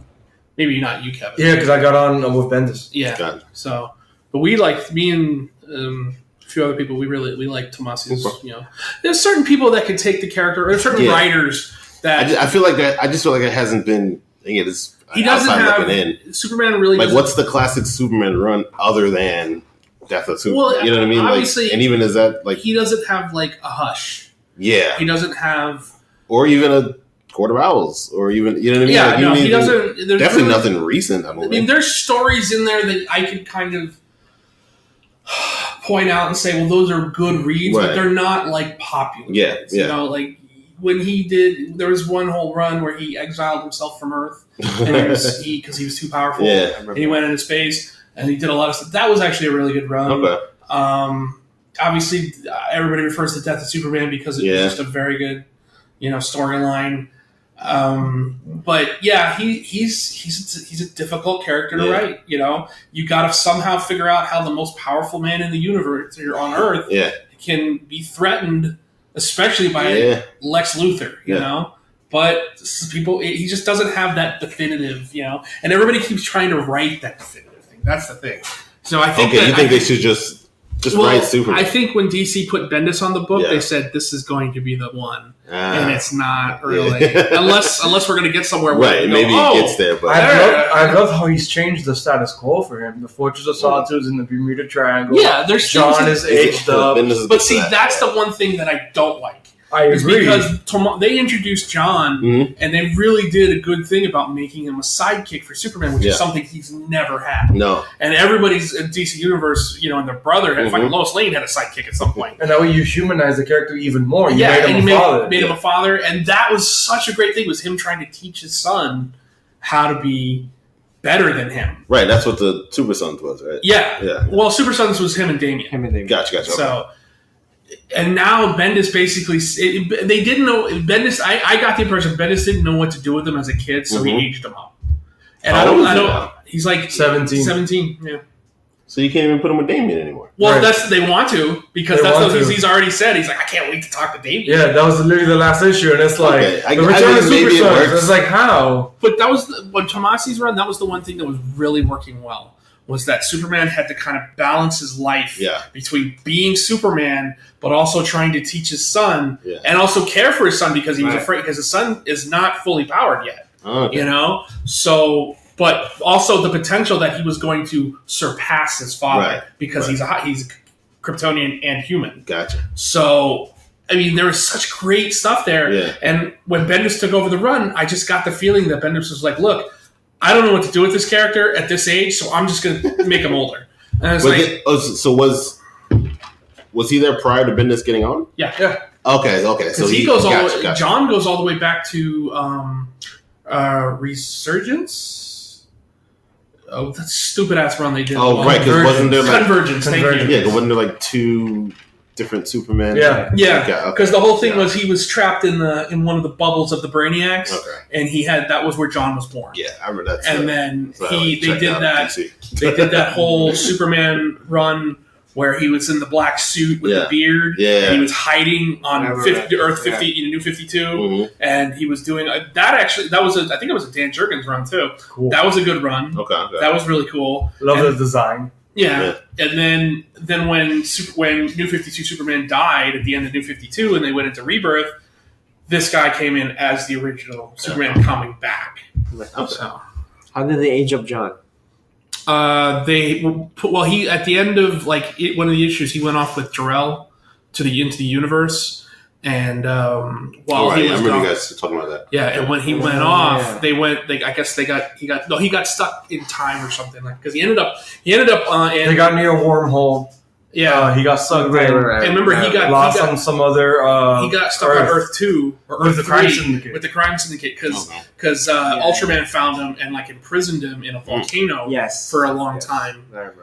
Yeah. And he was there for a while, and he actually had to find his own way out. Oh, right. But over the course of that time, he grew up. Gotcha. But when he came back to this universe, it had only been a couple of months. Okay. So I guess maybe him and Damian together would be interesting. Well, considering that Damian's so overbearing, it's good. Now he's the older of the two, so it's like. I will admit that sounds interesting. I would like to see. Let's see if that ties to Tom King. He's gonna go back and be like, "Where the fuck is Damian?" And he's in City of Bane. I've always wondered, I wonder how old is Damian right now? 12 or 13. Yeah, he's been 12 or 13 for how forever, long? right? Yeah. And he's already died once too. Right. And then came back with superpowers. Mm-hmm. And then, I remember all that. And then John comes out of nowhere and he's 10. Yeah, and he's been 10, and then now he's 17. Nice. And Damian's still 12. Right. I could have sworn that was explaining one to Super Sons that like they were only a year apart, and one was 10, one was 11. To be fair, Alfred's been 70 for like 75. No, fair enough. Yeah, and Batman's been 35 every time they fucking. Yeah, I get it. You know me, I'm always about legacy. I always want some shit to fucking move on. I was secretly drinking, sitting in the Lazarus pit. That's what makes Young Justice so good, man. Yeah, the kids actually age up, move on. Yeah. I always want. Yeah, I always want that. But that's just me. So let's move on to let's the do book it. of the week. The book of the week, Powers of X number 5. So in Powers of X number 5, you get the start out of this book, which I love, with him and Forge. And Xavier trying to get or telling him, "I need you to make the Cerebro that can back up all the mutants' minds on the planet." Bro, is this Pepe Larraz? The art, dude. I always forget which one's on which. That art, they're both great. Yeah, it's beautiful. They're in this like underwater tank talking. Yeah. And it's fucking gorgeous. Yeah, with all the animals. Like you see all the sea life behind them. Right. Silva. Okay. Silva. So Pepe Larraz's own house. Either right to Jeff's point, both are fucking. Both books are fire. It's seamless because I don't really notice the difference in the art. Yeah, how weird how artists would have such similar styles that you can't tell the difference. It just kind of feeds into one and feeds into the next. So, but you got him trying to convince Forge, telling them that the Shi'ar technology is the one they got to use for the. And it says year 0. Yeah, it says year 0. But the one thing I noticed in here, which I think is a hint, is that he mentions, he's like, well, you need to have a backup, but you need redundancies. And he's like, well, I was actually thinking about 5. And then it lists the 5. One of them is Moira's no place. Maybe that's where Moira's been this whole time. Right. She's actually been in a place where that kind of technically doesn't exist or something. Okay. Because remember, we've been asking the question, where's she at? Right. Yeah, in the present day. In the present day, yeah. So, but they did say that there's the 5 redundancies. One of them is in Moira's no place. Okay. But I do like how he mentions the Shi'ar stuff. Mm-hmm. So we're like, okay, so that stuff has already happened in this time. Right. He's already met up with the Shi'ar. Lilandra. Yeah, because I guess I kind of figured everything happened already. Mm-hmm. The cradle locations: House of X, Island M, Summer House, The Point, and Moira's no place. Okay.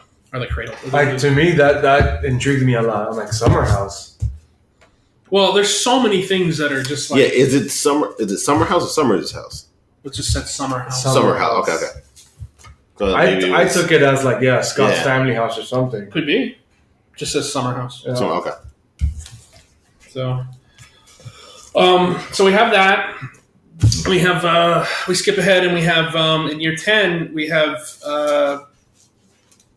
Magneto and Xavier going to Emma Frost, who's now the head of the Hellfire Club. I love that whole conversation. Who's ousted Sebastian Shaw and asking her to join them, but she needs to be the one that gets the drugs that they're creating with Krakoa into the places that have already rejected. This is year 10, but early. Yeah. So before what we've been reading. Yeah. So before the ratification of the island nation, creating their own little society. She's supposed to be the face of their drug company, but they need Sebastian Shaw to be the one that gets the drugs into the places that don't agree, that don't want it, that have already rejected the deal and said, no, we don't want your drugs, because they need to make sure people are dependent on it. That's the only way this is going to work. Right. So I like how they put it. It's just like, just get the drug in, get the mutants out. Yeah. Mm-hmm. Love it. And then the idea is that she's the face. She's L'Oreal. She's the face of L'Oreal. She'll be on all the commercials. And Sebastian Shaw, who she's even said, I just got rid of him. But I like how she puts it. She goes, you want to keep this mutant. You don't want some other international company that can distribute and it be humans and then get their hands on it. But they can't anyway, because the drugs are made from Krakoa. So even if there was industrial espionage, they can't recreate the drugs without Krakoa. True. Right, they'd only have whatever supply they had. And then but let's say humans could steal it just for one nation. You get me? Like, they can do you mean just steal it, like black market it? Right. Yeah, but no company exists without a black market side to it. I think they've already kind of... Right, but that's why control. Yeah. That's what I'm saying. Is like, you want to even control, so keep it with only mutants and Sebastian Shaw would be the black market side, but again, mutant. So in Xavier's eyes, still on our side. Yes. Okay. And then from there we skip to 1000 because now remember year 100's gone. It's gone. That was Age of Apocalypse. That storyline's ended. It's fucking amazing. Year 1000, you have the Phalanx. What's become of human society negotiating with the Phalanx. Yes.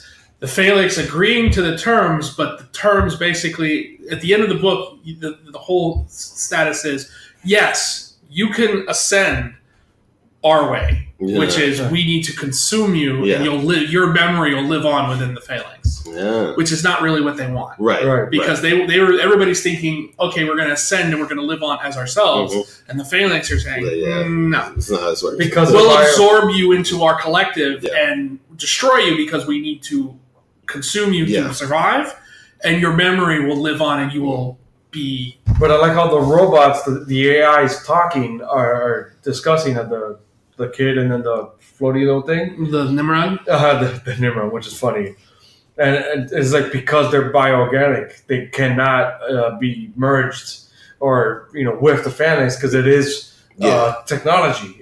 They're techno-organic, right? And it's artificial intelligence. So it's like they have to feed on the bioorganic and only let the machines ascend. So it's like it's funny how I like the through line of the year 1000 of all these years of conflict between humans and mutants and machines, and every way and every combo possible has all been for nothing because the machines in either way will come out on top in this year 1000. Yeah. Well, the thing, he gets real existential at the end of this book, too, because he starts talking about how, through the Nimrod, he talks about how black holes are essentially societies that have become so big that they've collapsed in on themselves and formed singularity. Yeah, I thought it was like they absorb so much information within themselves, not extending outward. Well, because information... It has a density. And eventually, it becomes so dense that's what a black hole is. It becomes so dense that it collapses in on itself. And we were watching a video before you got here, kind of getting a little refresher on this, because this is always the first book we read. So by the time we get to the show, it's like, what the fuck did we read? I read it Friday, and all I remember was like, I remember Fish and Forge. Yeah, that was all I remember too. I come into the house, I'm like, well, I remember Forge was in the book, but I don't remember who. So we had to watch a refresher. And Forge is saying like, "Oh, you have all these technical problems," and I'm like, "Dude, is Hickman really giving us like a techie fucking like tech support style solution?" So in the video, the guy who was doing the video, what was the guy's name who did the video? Rob. Oh, I want to give credit. Comics Explained. Okay, nice. This guy I'm familiar with him. Had a really great take on the whole black hole thing, because he postulated, and I think he was postulating that Hickman's postulating that all the black holes in the universe are essentially just societies that have just collapsed, and they're like the memories of the universe in those black holes because they're everywhere. So think about it this way: every society reaches a point where it becomes so dense that it collapses in on itself and forms a black hole. That's crazy. Right? That's just who thinks? Who thinks of who thinks of that? And for Jonathan Hickman. There you go. Right, and one for a comic book, and a comic book about superheroes, and a comic book about superheroes about mutants. Yeah, like this shit should have showed up on a show like Star Trek or Babylon 5, yes. or Star Battlestar Galactica, Stargate. This sort of shit should have showed up in there. No, it shows up in an X-Men comic. And not only does it show up in an X-Men comic, but it shows up in an X-Men comic, and at no point you go, well, this is out of place. No, it fits right in. Right. And you're just going, let's keep going. Where are we going next, sir? So, what really more do you need to say? Except for why is Sinister on the fucking cover of this book? He's not in the book. Yeah. I mean, it's a great Sinister, but I like Peter Sinister. Yeah, I'm realizing. Is he not in the book? Not in the, well, he was in the previous one. He was in the previous Powers, right, but he's not in this issue. That's what I'm saying. And this is the regular cover. The Sinister cover is the regular cover. Yeah. So, because at least Apocalypse was on the cover of his issue, where you found out that Apocalypse Was that the one where he joined the X-Men, or was that where he shows up at the end, and you're like, well, at least now I know why Apocalypse is on the cover of this issue. Yeah. You know? I still love that moment with Apocalypse. Yeah, he comes in talking to Krakoa, and he's like, "It's been a long time." I'm like, "What the fuck?" Well, remember he also had Ship too, the ancient ship that was his base for a long time. Yeah, Hickman's great at writing. You stop right there. Yeah, fair enough. You don't have to go any further. Hickman's great at writing. Yeah. Done. Period. Next case. But no, I was gonna say no. He's great at writing villains, man. Yes. Like, the way he writes Doom, the way he writes Magneto. God, Doom was so great. The way he writes Apocalypse. I'm still mad that there's no statue of a white God. I mean, I need statues. I need figures. Like, where are they? But I need all white God on the Tree of Life roots that he made into a fucking throne. That's what a run. I'm holding Thanos' skeleton. Oh, man. Fuck, that moment's so awesome. There's so much to love about Secret Wars. Mm-hmm. When I had the Infinity Gauntlet, wait, let me stop you right there. Do you have the Infinity Gauntlet? Well, no. Okay. So we all love the book. Yes, of course. Book's still going great. Yep. As we say every week, if you're not reading this book, what the fuck are you doing? Picking it up tomorrow. You need to be reading this book. You need to be on this book. And I keep reading people talk about this book. Go, well, I guess I better read this book. Why are you not reading this book? Right. What have you been doing? Yeah. I realize at this point that X-Men has kind of become like persona non grata. Yeah. But with Hickman joining this book, even I was like, all right, they're starting over. Let's try again. Maybe so many people have been burned. Okay. Maybe so many people have been burned in the past, because I've tried to relaunch on these books many times. If you love X-Men, man, like this is, I mean, the way they've retconned everything in this book to make it all make sense is amazing to me. Yeah. Just the shit they've done with Moira sells this book for sure. Jeff, we have to ask because we have not gotten your take on it. What the fuck do you think her sixth life is? Oh, I got the one that no one knows. Nobody has any no idea, man. So then now, to Justin's point about especially the black holes and stuff, what if that's her life where Earth became so dense it collapsed into itself and became a black hole? That's an interesting So whatever happened in her sixth life, though, she had to have died. We don't know. Right. And then come back and then have a 7th, 8th, 9th, and 10th. Right. Man, I don't... But is there a major story that's missing? That hasn't been... The Inhuman War is missing, but I'm pretty sure they're not going to touch that. Yeah. They're not going to touch that. Have they talked? Did they mention Dark Phoenix? Yeah. Did they? No. I can't remember. No, I don't think they... Well, the only thing you could say about Dark Phoenix, though, is Dark Phoenix was the introduction to the Shi'ar. Right. So the Shi'ar being there, you kind of have to assume... Right. Yeah. That was already happened. Yeah. So... But there was... Where was I reading...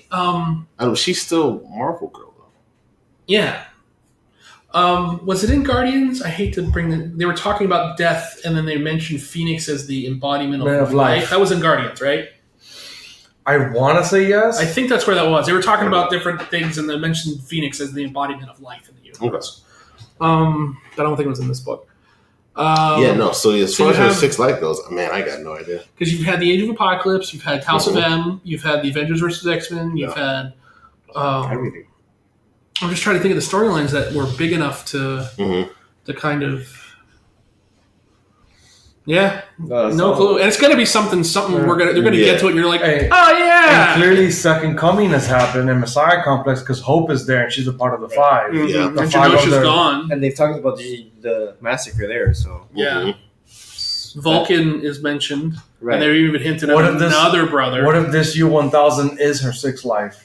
And then Earth collapses to itself, becoming a black hole. There you go. The year 1000. That would make sense, that the year 1000 is the sixth life. Yeah. But is she the... Well, right. How do you justify it? Who is she? Yeah.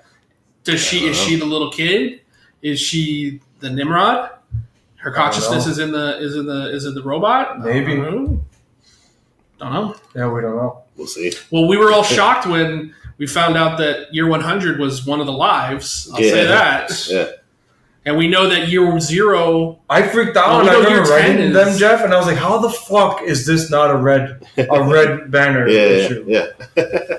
Well, just the end of that book where it was like, okay, you get to it and, Moira's in a stasis. Mm-hmm. We've created this thing that she could upload this energy, and then she comes back and is like, you know what I got to do, right? Yeah. And, it was great. It was fucking nuts. And that's it. Like, tomorrow is the last house of X. And they have one more power. And one more power. Right. And then all the other books. And then the books start. That's crazy. Then we start. And there already been, writing synopsis of what they're about. Yeah. The main one everyone keeps talking about is Marauders because, and I love that. I don't know if have you guys seen that on Twitter and like social media. The main thing for Marauders is the team that has Apocalypse. Marauders is the team that has Apocalypse. Okay. And the banner for it is that. I think it was Frost and Shaw on the cover. It might be, but it might be them as well. Okay, gotcha. Okay.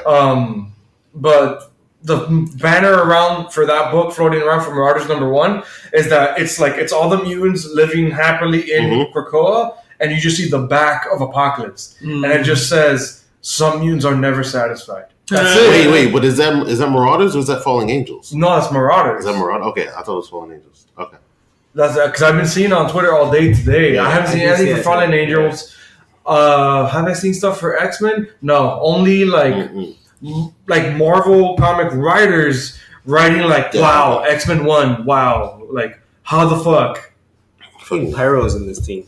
Dodderman, man. Russell Dodderman's artist fucking. It's another level. Oh wait, but how come that cover doesn't even have Apocalypse? That's what I'm saying. I think you might be thinking of Fallen Angels. That's right. Because I know for sure. I even liked it just today because I saw that today on Twitter. Well, now they're saying he's an Excalibur.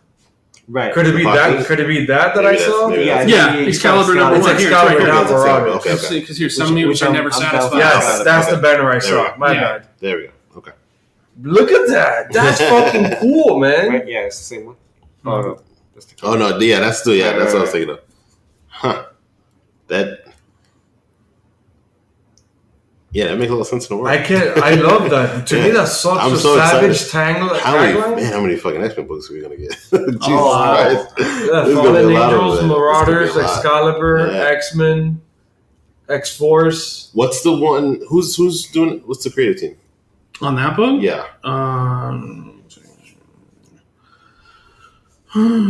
For sure, I'm reading the Hickman one. 100%. Well, that's the first. That's the X-Men. That's X-Men. That's gonna be the main book. I'm reading X-Men and Excalibur.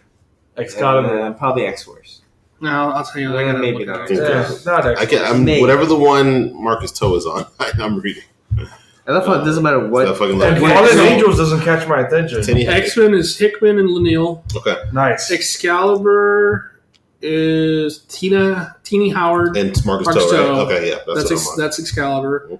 Marauders is Brisson and Rod Reese. Fuck, Brisson. New Mutants is Hickman and Reese. Fuck. Well, there you go. And then Fallen Angels is Brian Edward Hill and Seisman. Oh, fuck that, I can't pronounce that. Not gonna try. Fallen Angels doesn't catch my attention. And then X-Force is Benjamin Percy and Joshua Cassera. Doesn't catch my attention. The thing I think is interesting, it's depending on the team. Because don't they split the two Psylocks too? Yeah. Yeah, because Asian Psylocke and British Psylocke. Yeah. Well, because this British Psylocke's the new Captain Britain. Right. Yeah. Okay. Yeah. But the Asian Psylocke is in Fallen Angels. I'm getting all these books, motherfucker. I would buy at least by the first issue. Yeah, at least by number 100%. 100%. Well, let's see here. You got the Summers book, which is X-Men. On this book, I love that. I love all the Summers families in X-Men. And Wolverine. So you got Corsair, you've got Vulcan, you've got Cable, Cyclops, Jean Grey, Havoc, and Rachel Summers, and Wolverine. Nice. So no, she's Rachel Grey. What did I say? Rachel Summers? Yeah. Oh, sorry, Rachel Grey. My bad. Yeah, because it's Hope is Summers. Yes. Yeah. Okay. So wait, but isn't there a Rachel Summers though? Not that I know. Rachel is Grey. They might have retconned. So the saga of Cyclops and his handpicked squad of mutant powerhouses. And then new era dawns and a new connection forms between mutants and magic of the world. I'm not gonna like that. And that of Otherworld in Excalibur. Mutant kind has always been specialist, has their relationship with the world or worlds around them. Can the new Captain Britain forge a new way through the chaos with her companions Rogue, Gambit, Jubilee, Richter, and Apocalypse? I'm all in. And then Jerry Duggan. I'm in because it's Psylocke. Like that's. Looks like, okay, I'm sorry. Jerry Duggan and Matt Loli is doing Marauders. Okay. So as a mutant kind faces hardships and oppression from their human counterparts, parts led by Captain Kate Pride and funded by Emma Frost and the Hellfire Trading Company. Storm, Pyro, Bishop, and Iceman sail the seas of the world to protect those hated and feared as the Marauders. And then the Marauders is actually Jerry Duggan, not Brisson. Okay. And Brisson and Rod Reese are doing New Mutants. I've been loving Duggan because I love his Savage Sword of Conan. And then the classic New Mutants, Sunspot, Wolfsbane, Mirage, Karma, Magic, and Cypher get together with a few new friends of Chamber and Mondo. Nice. Did you hear the episode where I had to explain to them who Chamber was, and they still don't get it? Yeah. The dude just walks around, just like ready to explode. Just new friends, Chamber and Mondo, to seek out their missing member and share the good news. A mission that takes them into space alongside the Starjammers. I only care because of Cypher. I've liked Cypher now in this. What's got me is Magic. I'm a huge Magic fan, so I'm like. Mm-hmm. And then in Fallen Angels, Psylocke finds herself in this new world of mutant kind, unsure of her place in it. But when a face from her past returns only to be killed, she seeks help from others to get vengeance. Cable and X-23 join Quanon, which is the ninja Asian version of Psylocke, for a personal mission that could jeopardize all of mutants' existence. And then in the final book, X-Force is the CIA of the mutant world. One half intelligence branch, one half special ops. Beast, Jean Grey, and Sage on one side, Wolverine, Kid Omega, and Domino on the other. In a perfect world, there would be no need for X-Force. Yeah, we haven't gotten Quinn Inquirer since... It's been a while. Well, Quinn Inquirer... He was in West Coast Avengers? Was that? Oh my God! Yeah, it was. I think that might have been it. But remember, Quentin is one of the Omega. Yes. Well, he's also one of the 4 or 5 mutants in Rasputin. Yes. Oh yeah. In the year 100. Mm-hmm. So I don't know. Out of all these, I'm definitely picking up X-Men. Yeah. I think I'm going to pick up Excalibur now too. Anything Hickman? To me, Excalibur because of Apocalypse. Yeah. Every single one of them has something I'm interested in, so I gotta, You know what I'm going to do? I'm just going to buy all the number ones. And then go. Yeah, pick and choose what you. Whichever goes. Oh, I'll read the next issue. That's the ones I'm going to be reading. Yeah. Which to me it'll be like the one book nobody reads. Like, oh, I really liked Fallen Angels. I thought it was great. The rest of them sucked. All right. At the very least, you got 2 Hickman ones in there. So yeah. If all else fails. But it looks like Brisson is going to start the New Mutants and Hickman's going to take over. Okay. So at least that's how I'm reading it. I don't know if that's the way it is. It might be the reverse. Well, no, because it says. November, Jonathan Hickman joins fellow writer Brisson and Iris Rodriguez. Okay, so it's the both of them, basically. Oh, okay. I wonder how that's going to work. Maybe Hickman's outlining it and then Brisson's writing. Yeah, it has to be. Yeah. Has to be that. So, leaving the world of comics, we're going to go into TV briefly for a second, and we're going to talk about Crisis on Infinite Earths, the new crossover from CW. Joe, you can take a nap. Hey, but you've been liking the photos. Enough to jump that everyone's in them. No, because everyone's in this goddamn show. Bro, come on. The Kingdom Come suit on Brandon Routh looks awesome. No, it looks good. Yeah, I mean, look, for everything that movie is, he's always looked good as Superman. Yeah. You know what I mean? Oh, yeah, I enjoyed that movie. Yeah, right. I enjoyed him. I enjoyed that movie. Okay, I know a lot of people don't like it. No. Dude, I still go back and watch clips of that movie when he saves the plane. Yeah. And when he saves the boat. Yeah, I definitely have his moments. He was good. I don't necessarily agree with the whole stalker angle. For sure, but at the same time, but the reason why I like it is Superman, the original, Superman is my favorite movie.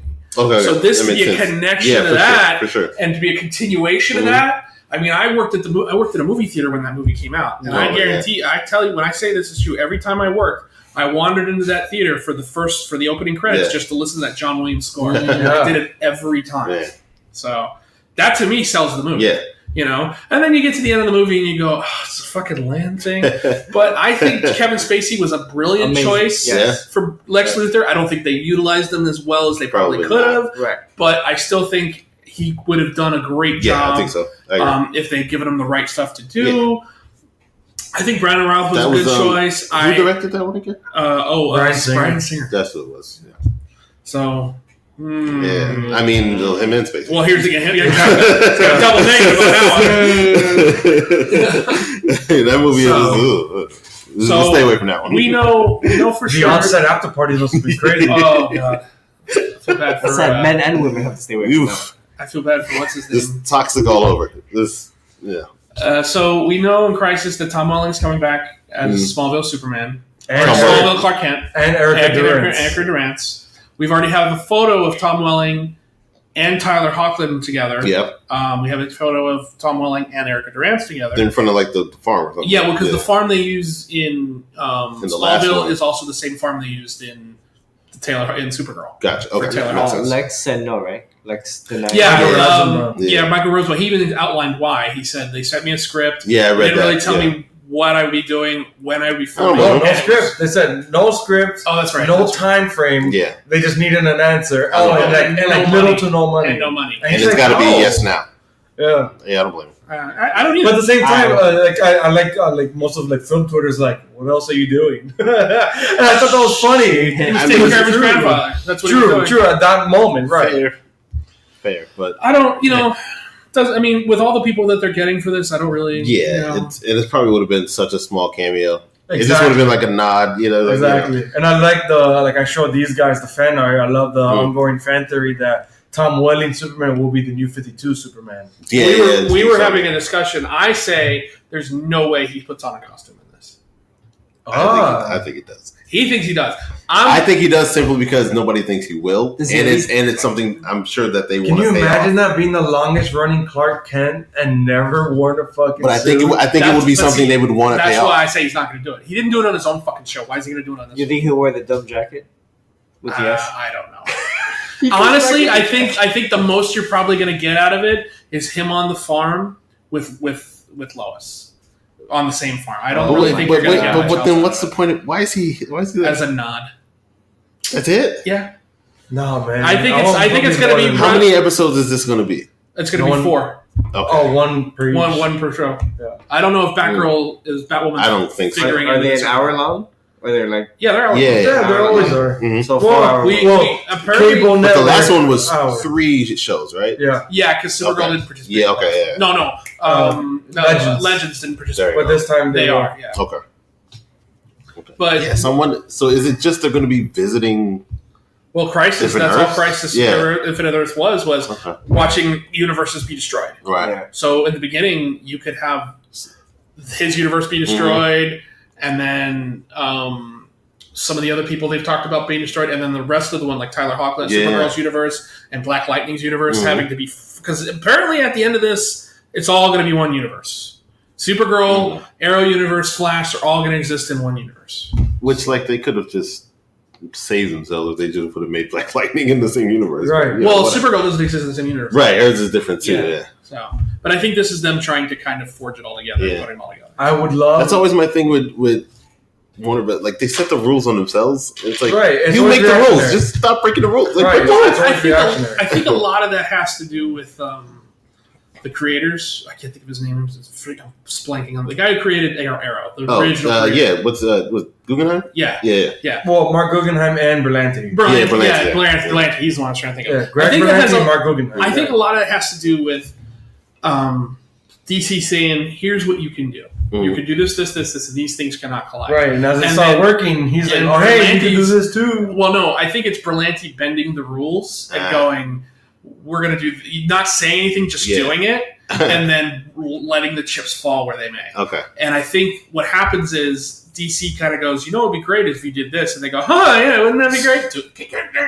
Because I think that's what happens. Because if you think about it, they tried to get Green Lantern on Arrow.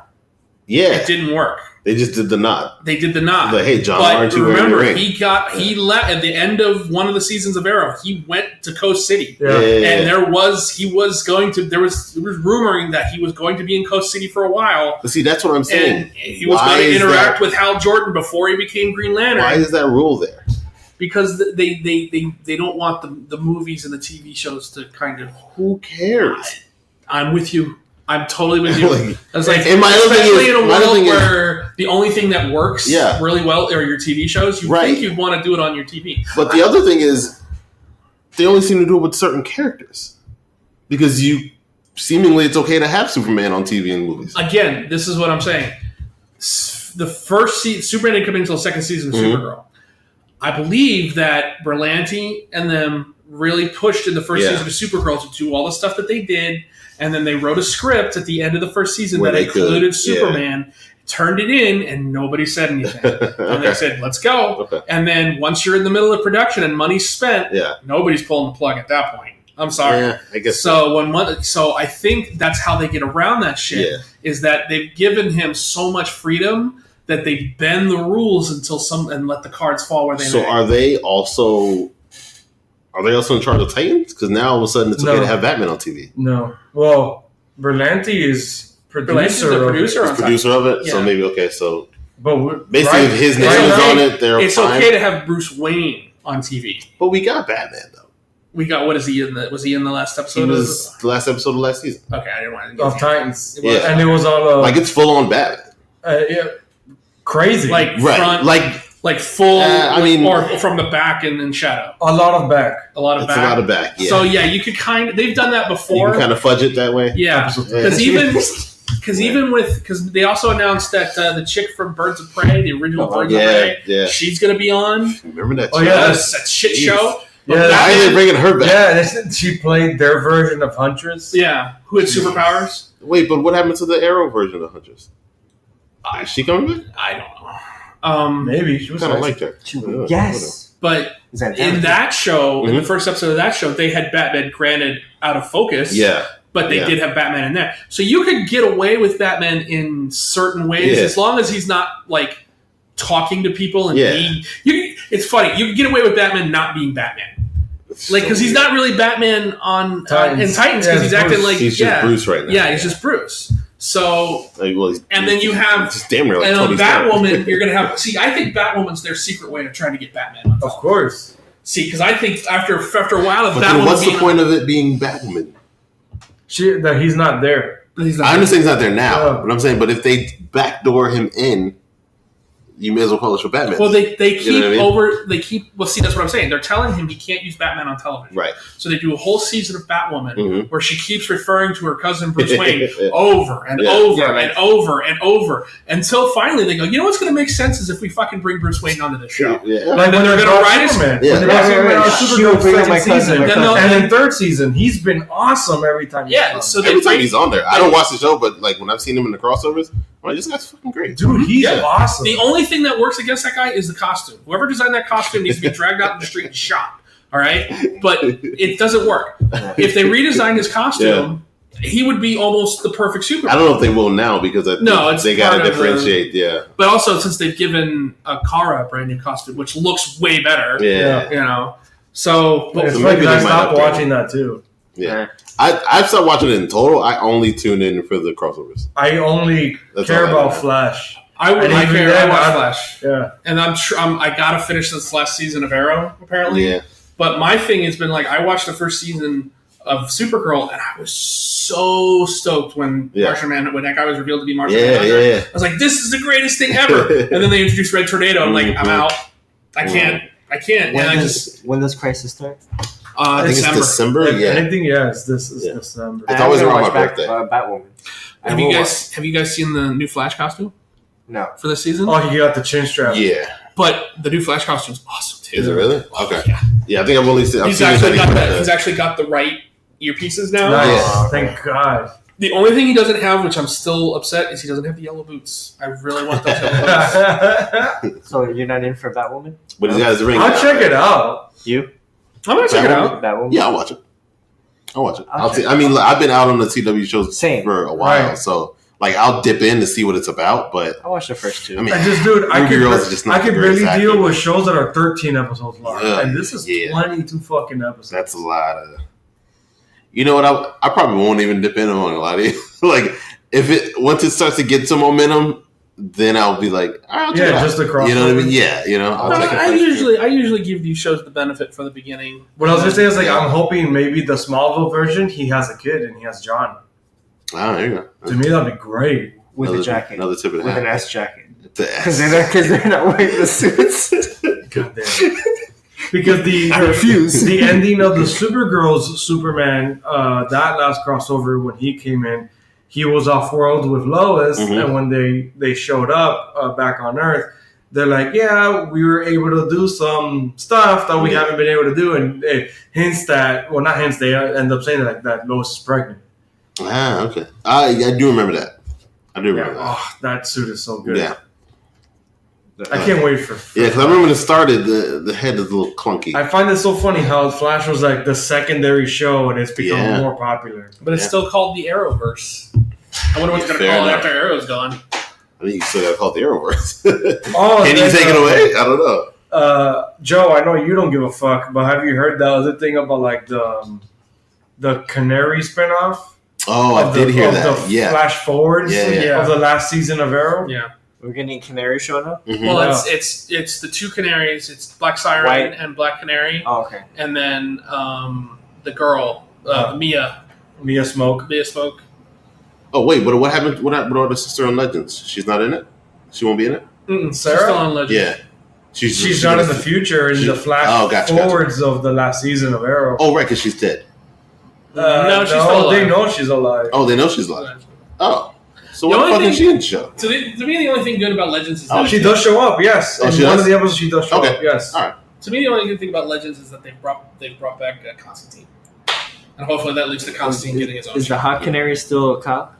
Which one? Julian. I think both canaries are hot. With the first one or the second one? The first, her dad was a cop, right? And then he died. No, that's Black Siren now. She's Black Siren. It's from she's from Earth 2.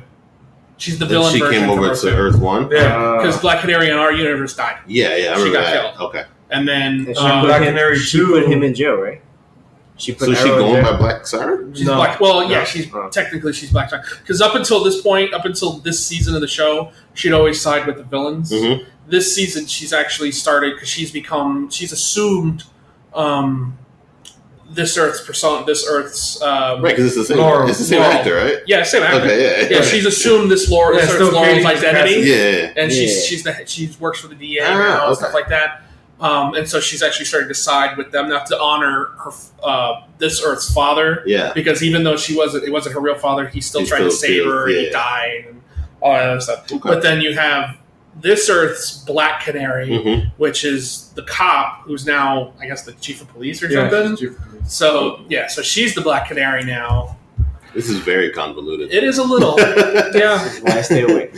Okay. I don't, I mean, to be fair, it's comics. For me, I was into these shows because, you know what? They were introducing all these obscure, great DC characters. And I was about it. I was like, I don't care what I have to do to get some of these characters on TV. Let's fair. Watch That's very fair. You know? But see, these shows have kind of gotten away from doing that. We'll talk about that a little bit more later. Yeah. They kind of gotten away from doing it. Yeah. So maybe in Crisis they're going to introduce like a whole bunch. I mean, they seem like they're going for it. Yeah. So I do like the idea of them bringing in all these old shows. Yeah. Bringing these characters back. Yeah. That I think is a really great idea. Yeah. So you see like 90s Flash. You'll see 60s Batman apparently.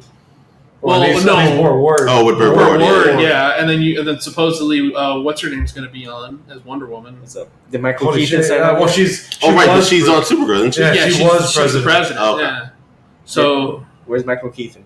When's he signing up? Nah, he's movie. He's movie. Yeah, he's not touching. We're talking TV show. I'm holding out until Dean Cain shows up. Once you give me Dean Cain, he's already there. Yeah, he's a Supergirl. He's a dad. You need him as. Yeah, so basically, what they did with Wesley Shipp. Right. Okay, gotcha. It'd be interesting if they did actually do that. That got it under the radar. Yeah. That Dean Cain was already going to be on. Well, he's lobbying for him and Terry Hatcher to come back as Yes, I'll lobby too. But Helen Slater's the mom on Supergirl, so you could actually slide her in as Supergirl as another. You know, you could slide her in too. I mean, they could. Why not? She could be the Ambassador Kara, or she's like in the future with her Bob, and she's like ambassador of like New Krypton or whatever the fuck. Yeah, so why not? So hey, Jeff and I were just saying that we want shit to move forward and age characters. Yeah. That's the best way to do it. Yeah. If you're gonna do it, go all the way in. Right. So moving on to movies. Let's see here. Finally, here we go. The show we're not going to be able to get off. Should we start with news or start with trailers? How much news do we have? I've got 3 big pieces of news. Well, at least 2 big pieces of news. I don't know. I know one. The third one is kind of but you want to start trailers? Yeah, let's start with trailers because I want to end with obviously the Spider-Man. Yeah. Okay, so we got 2 trailers we watched. Let me repeat what I said. So then it starts off with what you guys thought. I thought the Michael Bay's 6 Underground trailer was fucking lit. This is still thinking we can kind of get this out of the way. Right, and all of you laughed. I want to, of course, start with Joe. Joe, what did you think of Michael Bay's 6 Underground trailer? It looks like any other Michael Bay. How can you differentiate it from I was waiting for a Transformer to transform. I differentiate it because Ryan Reynolds is in it. No, fair enough. Yeah, but that doesn't really... To me, he can make the humor work better. Sure, why not? Yeah, because he's just funny. He's funny himself. Yeah, he can carry it. I mean, because Michael Bay's humor is really raunchy and like adolescent. Just remember that until Deadpool, Ryan Reynolds could not carry a movie. I agree, but I always liked him. I'm talking about nothing wrong with liking him. Yeah, I personally always liked him. And he turned out a lot of movies where they kept trying to make him a leading man. Yeah, right. And here's the thing: since Deadpool, really hasn't worked either. Right. I was going to say, that's what I was going to say. I was like, is he carrying Deadpool? He's typecasted. Or is Deadpool carrying him? No, Deadpool's carrying him. Yeah. I'm with but you. He's so perfect for the role. It's like It's kind of become synonymous with anybody else. I don't think anybody really can take over that role now. I don't. No. I mean, maybe you could find someone, but I don't think. why Reynolds is still kicking. I don't really think it can happen. I don't really think it can work. But that trailer looks fucking bonkers. Yeah. And that's all I want from a cool action movie. It's a big dumb action. Exactly. I don't think I caught the release date. Oh no, it's a Netflix movie. And it's Netflix. It's not even a theater movie. So that's what I told Justin when I got here. Bro, that's something you put on, don't even pay attention. Yeah, I'll watch the house. And I'm not a Michael Bay guy at all. But I'll watch it. Yeah. Because it's on Netflix. That really, really stupid sequence about the magnetic fucking bow. I will admit it looked cool, but I'm like, yo, there's no way that is practical. And how did all those people get dragged over, but not them? Right? Yeah. How much coke was he on when he made that up? When you announce a movie for me, when you announce a movie and you go Michael Bay, I just a big red warning pops up across my face. I'm out. And I'm just like, and the fact that they're all the same movie. He doesn't really make different movies. Yeah. They're all the same. So from what I kind of hear, I really dug because it was very different. Pain and Gain. Pain and Gain is actually really fucking good. Yeah. To be fair, Pain and Gain is weird. I love it. I didn't like it. Man, let me give it some subtext. I can't remember the podcast that described it. They described Pain and Gain as it's a Coen Brothers film, but directed by Michael Bay. And I was like, that's hysterical. That's the actors were good. Because Coen Brothers are actually good directors. I'm talking about the writing because it's a really strange, oddball, dark comedy. Yeah. I get what you're saying, but I see what he's saying. Right, ordinary people involved in crime. It's like a poor man's Coen Brothers. I think in that movie, what happened for me was that Michael Bay figured out a way to make The Rock uncharming. Yeah, and I didn't care for it because I watched it weird because he was. I actually really like The Rock. So, yeah, me too. I think it's the last time he's acted. Yeah, he wasn't playing The Rock. Right, I'm 100% with you. Maybe I'm so into the world of I like my Rock being The Rock. Fair enough. Okay, fair enough. But I like him being over the top, and like even in the Reno 911 movie, he's still fucking great as the Condor. No, I get you. So for a quote from this movie, and then me and my best friend and now best man always say to each other, "Just fucking run." Is did you get the code? No, you didn't get the code. And that's The Rock's line, and we found that delivery so fucking funny that it's ingrained in our humor. He's good. He's really good in that. I watched it once, and I just remember not caring for it. But I don't take away from the movie. Yeah, for sure. A lot of people watch the movie and go, "Oh, it's a great movie," and I can't argue with them. I can't sit there and go, "What the fuck?" I don't know if it's great, but it's good. But for Michael Bay, it's like fucking. Right. For Michael Bay, it's fucking great. Yeah. So for 6 Underground, the premise, at least given the trailer, is 5 or 6 former operatives are declared dead and form this makeshift group of misfits go after bad guys. Mm-hmm. Now I'm like, okay, literally sounds like a comic book premise. This is X-Force. Sounds like he finally made X-Force. Yeah, but to me it sounds like a poor man's G.I. Joe. Sounds like little bit like Triple Michael Bay has 4 of those. Yeah. Triple Frontier. That's funny. And that's And that was the last Netflix one. Yeah, another Netflix movie. I dug it, but I thought the ending was fucking horrendous. For Triple Frontier, Yeah. it was different. See, it was definitely different. To me, it just I'm watching the trailer and I'm sorry, Ryan Reynolds just kind of sticks out like a sore thumb. Right. And He does for sure. And He does for sure. it's like okay, you've made It's a like Michael Bay okay, movie. you're the star in this. Yeah, Yeah. you've made a Michael Bay movie. Mhm. How are we going to make this different from other Michael Bay movies? Insert popular actor Yeah. here. You know, it's But like, my way of thinking it is again like Michael Bay isms. There's always this really dumb, raunchy adolescent humor. Who could deliver that the best? That's fair. And it still be funny See, and I likable. don't see And Michael just Bay thought like that. Ryan Reynolds is the perfect person. Yeah. The delivery mechanism that people will like. see, I don't see Michael Bay like that. I see Michael Bay as just explosions and little story. Yes, but there's always Explosions dumb for- humor. Explosions for explosions' sake. Yes. A lot of high-rise shots. A lot of high rise, a Yeah. lot of fast Helicopter, cars, a lot right. of things flipping But like, over. but to his point, there's that that adolescent humor. Yeah, and it's always bad. That's just not the way I see them. That's all. I see him eating a Big Mac, farting, and making fun jokes. like I can only really point to maybe 2 Michael Bay movies that I really enjoy. One of The them Rock. being The Rock. Yeah, me too. You know, Okay, yeah, The Rock was good. Armageddon, just because. But again, see, Armageddon even. But again, because there's great actors in that movie. Yeah. I believe that the actors carry the movie, not Of fucking course. his dumb directing. So apparently, the reason why he continues to get movies, he sells overseas. His movies make money. Yeah, he they sells make money, specifically overseas. and he's great at coming in on budget. Apparently, Yeah, so like they're able to give him a certain budget, and he won't he saves overdo money? it. He won't. yeah. Yeah, It looks like he just Yeah. Because wastes he a finds shit. that's why there's a bunch of product placement. He finds Yeah. other. he's always able to finances. do so. Like they're always all these the studios are always willing to work with him. Every time I watch his movies, it's like looking at Google Maps. Mhm. It's just a But bunch then of high again, spinning. they turn him profit. They turn him profit. I mean, Have you ever heard the story of the conversation with him and Ben Affleck on Armageddon? No.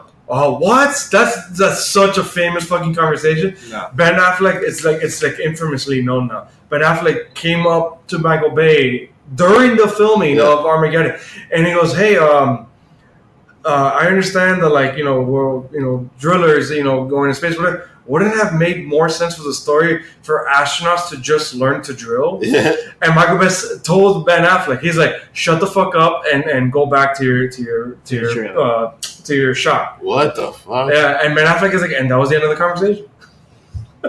Wow. And Ben Affleck cites that conversation as that's the director I don't want to be. Right. Yeah, I mean, and then we got Argo and proved he wasn't. Yeah. I love Argo. Argo's amazing. yeah. Okay. And the town. Yeah. And the town, even what's his name? Gone Baby Gone. You're right. Yeah. That was a good one. Yeah. Yeah. Live by night, not so much. I love Argo. I mean, oh my yeah, god, that's Argo's right. so good. You don't hit 100%. Hey, You don't hit 100%. they can't all be winners. Yeah. There's like 100 forms of fights. They Yeah, can't all be yeah, winners. Hey, even Spielberg's got his stinkers. Yeah. So, it happens. Yeah. Definitely happens. Definitely happens. So we got that, and yeah. then we got the Birds of Prey Are we on the trailer. The Bop trailer. HQ. Another one that Joe liked. I'll say No. this: I'm more. You shake your head. I need you to explain more. No. Not just like it sucks. What did No, you not I- like I- about Joe, the go trailer? ahead. What did I say? I didn't say it sucked. I still need Okay. more. You need more. I need more info. You need more? I feel like that's a cop out.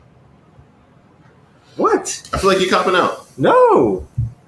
Did I you can't like it? Yes or no? Oh no, I didn't. But I still Okay. need more info. I'll say I was more into this trailer than I was into the Michael Bay It looks one. like there's no plot. It's just a bunch No, of running around. I can no. I think they see decided where, not to show us. Yeah, the I plot. see where I see the lines of stuff like the whole like it tells you the emancipation of Harley Quinn. Mhm. So I like the stuff like her talking about her me, Mr. J, or no longer stuff like that. And I'm with you though. If Sionis don't put that fucking mask on, we gonna have problems. We're gonna have problems. And he's not gonna put the mask And I on.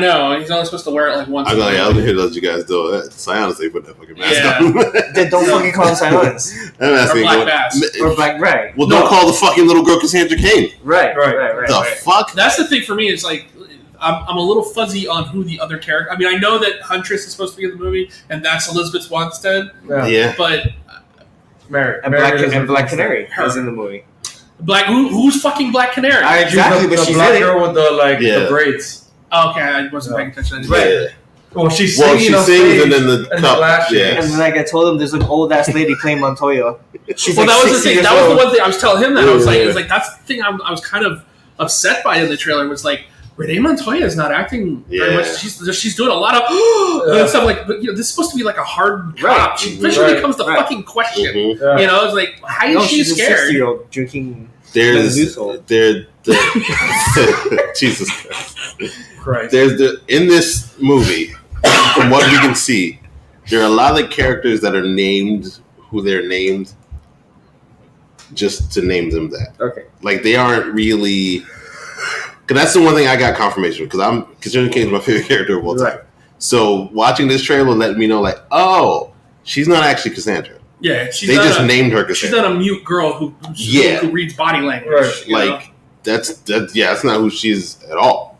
And I was like, okay, so at least I know that, so I can lower those. I'm not even lower them. I can take those. So what if you're sitting there watching the movie and they call her Cassandra Cain? Well, she's called Cassandra Cain. Yeah, I understand. I know that's Cassandra only in name.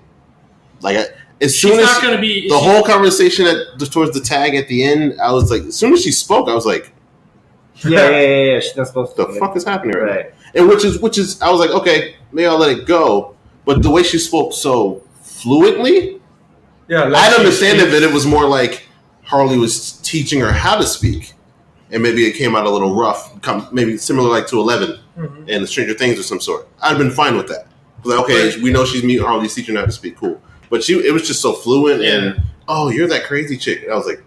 And then don't tell me you can't have a mute character because we've all seen The Boys. Right. Yeah, so I'm like, what are we? What's happening here? Okay, now I know that's not Cassandra Cain. Cool. That's not what this movie's going to be. Which I figured in the beginning, like as soon as you saw the first character shot, and there's no disrespect to the actor because I know she's probably great. Right. It's not her fault. Right. It's just a little weird to me right now, based off of what I've seen. This movie's called Birds of Prey. You might as well, at this point, you might as well just call it the Harley Quinn movie.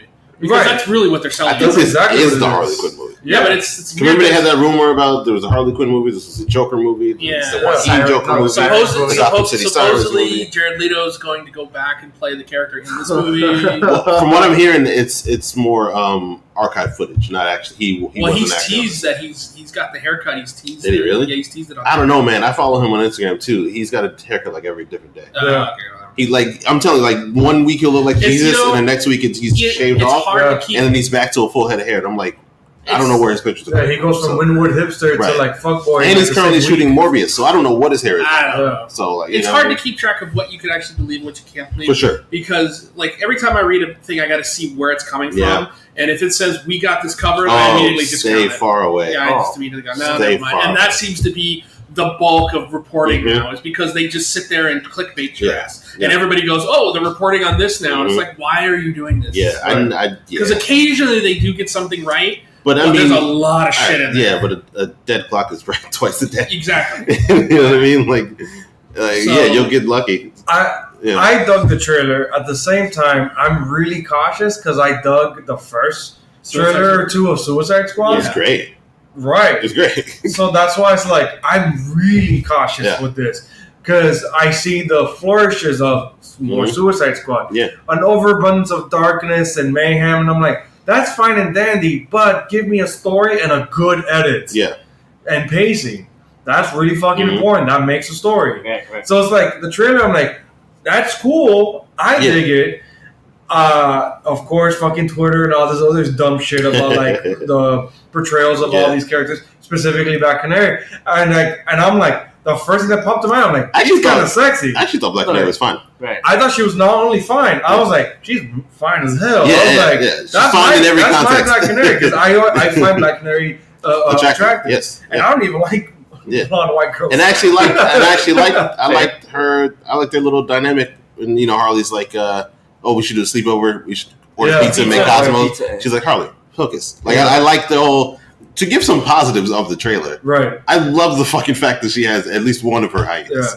Yeah. Being a fan of Batman animated series, that and just Margot Robbie sells that character Harley. In a fucking 2-minute trailer. Yeah, my favorite part outside of the relationship she had with her hyena was the scene where she's like, "I'm the one they should be scared of, not Mr. J," and then she goes, "Boom," and then headbutts the camera, but like obviously she's headbutting somebody. I was like, "Oh, that's Harley." No, my I was like, "That's." She hands someone a fucking stick of dynamite. She gives it to Cassandra.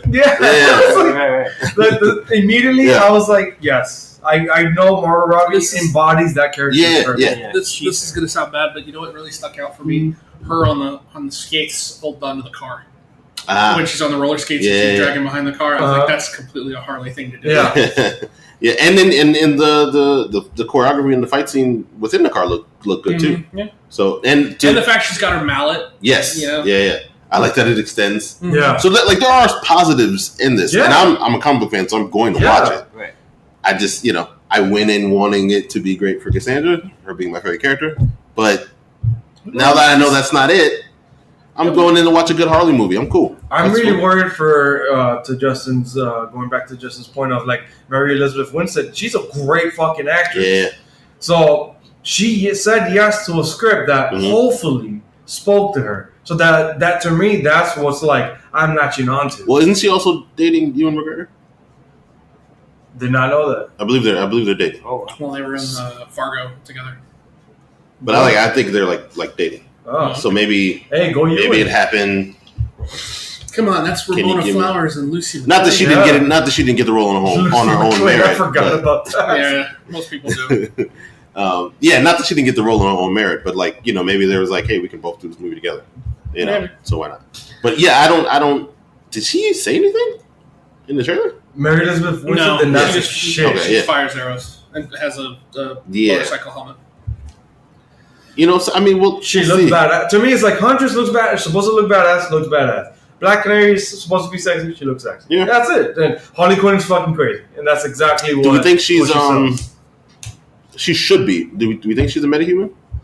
The Black Canary? Yeah, because when she's singing, she's vibrating the glass. It wouldn't be Black. I didn't know if they were doing it for just as a nod, or if they were. I mean, it wouldn't be Black Mask, and he ain't got no mask. I think he's just Sionis. You know what I mean? I think they won't even refer to him as Black Mask. I think they're just going to call him Sionis. But the dudes that Harley was dancing with in the club had Black masks. So I wonder if the club is named Black Mask. Yeah. And Sionis owns it, and maybe that's how they're. Maybe. I'm okay with that. Maybe it ends that fuck up his face, and then he wears. Yeah, we were saying that. Maybe this story is the origins of how he becomes Black Mask. It's just weird because that's the bad thing of having actors from what was dubbed the DCU. Yeah. So then that latches on, that anchors it to the DCU, and that the DCU is the Batman has been Batman for 20 fucking years. And it's like, wait, so his Black Mask villain now gets the mask? Yeah, but that's crazy. Think about it this way: Black Mask is one of the most fairly recent Bat villains to pop up. So that's true. So that actually makes sense. You can kind of make it work. Black Mask only popped up within the last 10, 15 years. Okay. So I guess you can kind of make it work. They should have just had her fighting like the Falcone family or something. That way, you're not latched up. I mean, we don't know if they won't be in there. Because if she's Huntress, then that means the Bertinelli crime family. Right. I would assume then the other ones she could be caught up because there could be like conflict between that could be that family. Remember, if what we believe about the Batman is true, then the Falcones are going to play heavily into that. Right. Well, the Falcones, a bunch of them. Well, the Falcones are supposedly the Batman's going to follow Long Halloween. Yes. Long Halloween. Right. So, spoiler: Alberto Falcone is the Holiday Killer. Yeah, well, one of them. Yeah, yeah, but there's no movie that's true to an adaptation. Yeah, because for one, I don't even know if they could fully do it because they haven't. Maybe they're keeping it a secret. They haven't announced that Two-Face is in this movie, and Two-Face is a huge part in the long. Yeah, but they've announced every other. It doesn't matter. It doesn't matter how the story won. Right. They're loosely. For sure. It's an exact adaptation. The way, remember, the Long Halloween ended really ambiguously, so they might actually because it's a part one. Yeah, but it's Long Halloween and Dark Victory together. Yeah, I know, but they might actually pull the Two-Face because remember it was his wife. Take that out, yeah. Pull that piece out and just make it the Falcone. I guess you take Well, because they basically did the Long Halloween Two-Face origin in The Dark Knight. So I wonder if they. I don't think they do it Long again. Halloween, they retold the Two-Face origin. Yeah. Right.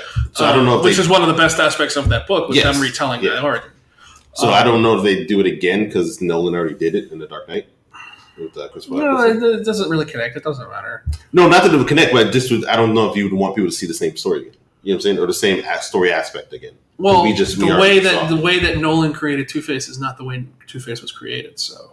No, for sure. But I'm saying, because remember, I guess they can make it a slightly different. The comic, in the comic and in Long Halloween, he's created in the courtroom. He's splashed by acid by Maroni. Mm-hmm. In the movie, he was in an explosion. Yeah, it was an explosion for sure. By the Joker. Yeah. And created by the Joker. Yeah. Even though Maroni was. But I guess I'm maybe thinking more of the aspect of how Harvey and Batman and Gordon work together. I would tend to think that they would probably pull that aspect out of the film. Take it out. Because not only do you have Two-Face, but you've also got his wife. And his wife was another was okay. Again, spoilers if you haven't read Long Halloween. Read Long Halloween. Read Long Halloween. Fucking classic. She's also one of the holiday killers. It's great. Yeah. It's a great book. Yeah. But that book ends so ambiguously. Yeah. Like you leave that book going, okay, which I love, by the way. Who did what? Uh-huh. You really leave that book. That book is a mystery, and you leave that book with a mystery. Mm-hmm. Even though Batman thinks he solved it. Yes. Yeah. But there's a post scene to it that kind of leaves you scratching your head going, okay, wait a minute. What happened where? Yeah. But it's not like you don't go to the book go, this book sucks. You get to the end of the book, go, this book was fucking amazing. Yeah. And you're still going, but I still don't understand what was all right. Yeah. You know?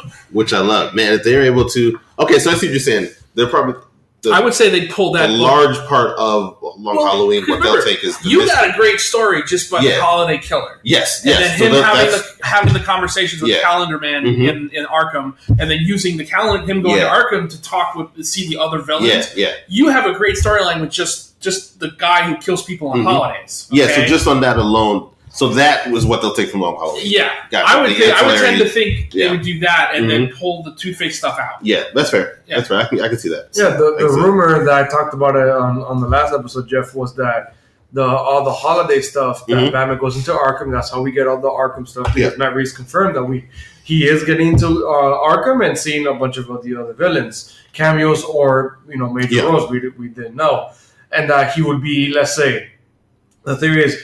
He would face Calendar Man thinking it's him, and then in reality, the bigger villain or the major villain of the Batman movie that he's doing is the Riddler. Well, the Long Halloween, he only speaks to Calendar Man, so because the crimes are similar, right? So it's more like Hannibal Lecter. It's kind of in that aspect, and then so I wonder if they don't even do the Holiday Killer, like they do that story, but instead of the Holiday Killer, they just make it Riddler, right? You know what I mean?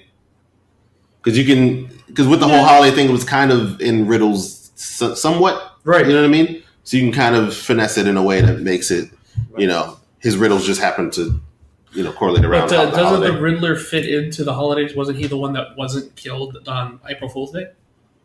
Oh, yeah, that's fair.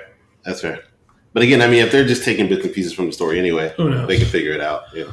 All right, so in the interest of time, we're just probably going to do this one last thing and then wrap it up. But we got to cover this last thing because it is really important. Yeah. Surprise, surprise. If anybody didn't realize this happened. Spider-Man is coming back to the MCU. He never left. He left.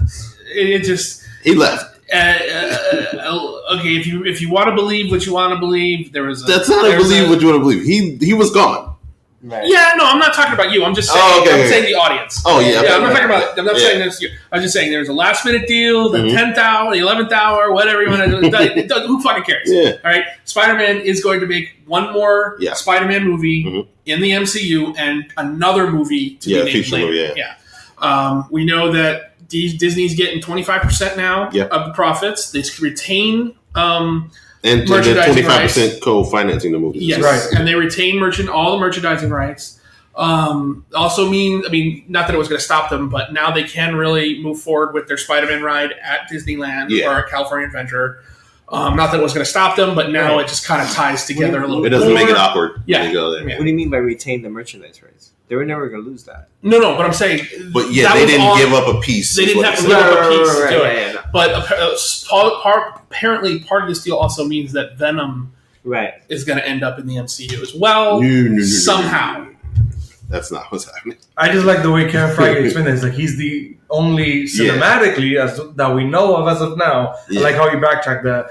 The character that can jump around multiple cinematic universes. Yeah. Uh-huh. So what's going to happen? He's not going to be in the MCU. What's going to happen is Tom Holland's Spider-Man will be able to jump from the Sony Spideyverse, as Kevin Feige dubbed it, and the MCU. Okay. So they're going to stay separate, but Spider-Man will be able to go from. But wouldn't one in the other movie by proxy mean that they're in the same universe? No. Well, no. They would have to. They're already introduced the multiverse, so they'd have to set it up. Yeah. He'd be jumping back. Venom is another universe that Spidey can like visit. The quote. Yeah, like the quote. But Spidey from the MCU. Okay.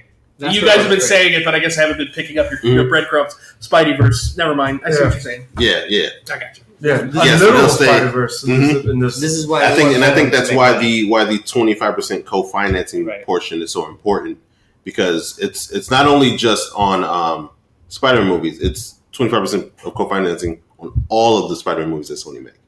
Oh, yeah. Right. So they'll be able to have a word and a say in essentially how they control how Spider-Man operates. All right. Well, by that rationale, but it's only for this time frame of this deal until they renew. Yeah.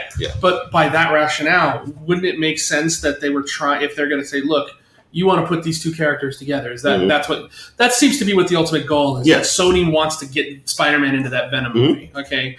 By having that say. Wouldn't that kind of make sense that, okay, if you're going to put Spider-Man in this Venom movie, we have to be able to have a say in how you do it.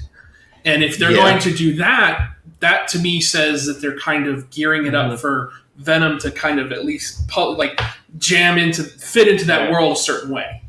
Because I think especially because they've already established it. I mean, I'm not saying Venom is eventually going to pop up in a movie. I know what you're saying. I'm not saying that. Yeah. But what I'm saying is that what Sony wants is Spider-Man in a Venom movie. Yeah. And then what Marvel is saying is, okay, you want to do that, we at least have to have some kind of input on how you do it. Because you can't just shoehorn him into this movie. Yeah. We have to be able to say how you're going to do it. Right, because then there's ramifications if he just shows up. Yeah. And there's no explanation of how the fuck is he in this world. That's why I think they're going to keep it separate. And it'll just be Spider-Man jumping from. Yeah, if Sony had their way, they just shoehorn him into the fucking movie. This is why I wish Venom did not make money.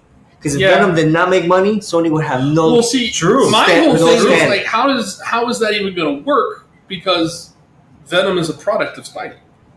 So, no, I mean the movie already explained it without him. They already did that.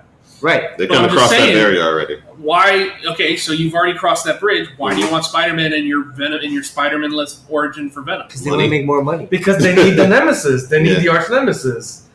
Well, they're making it Carnage, though.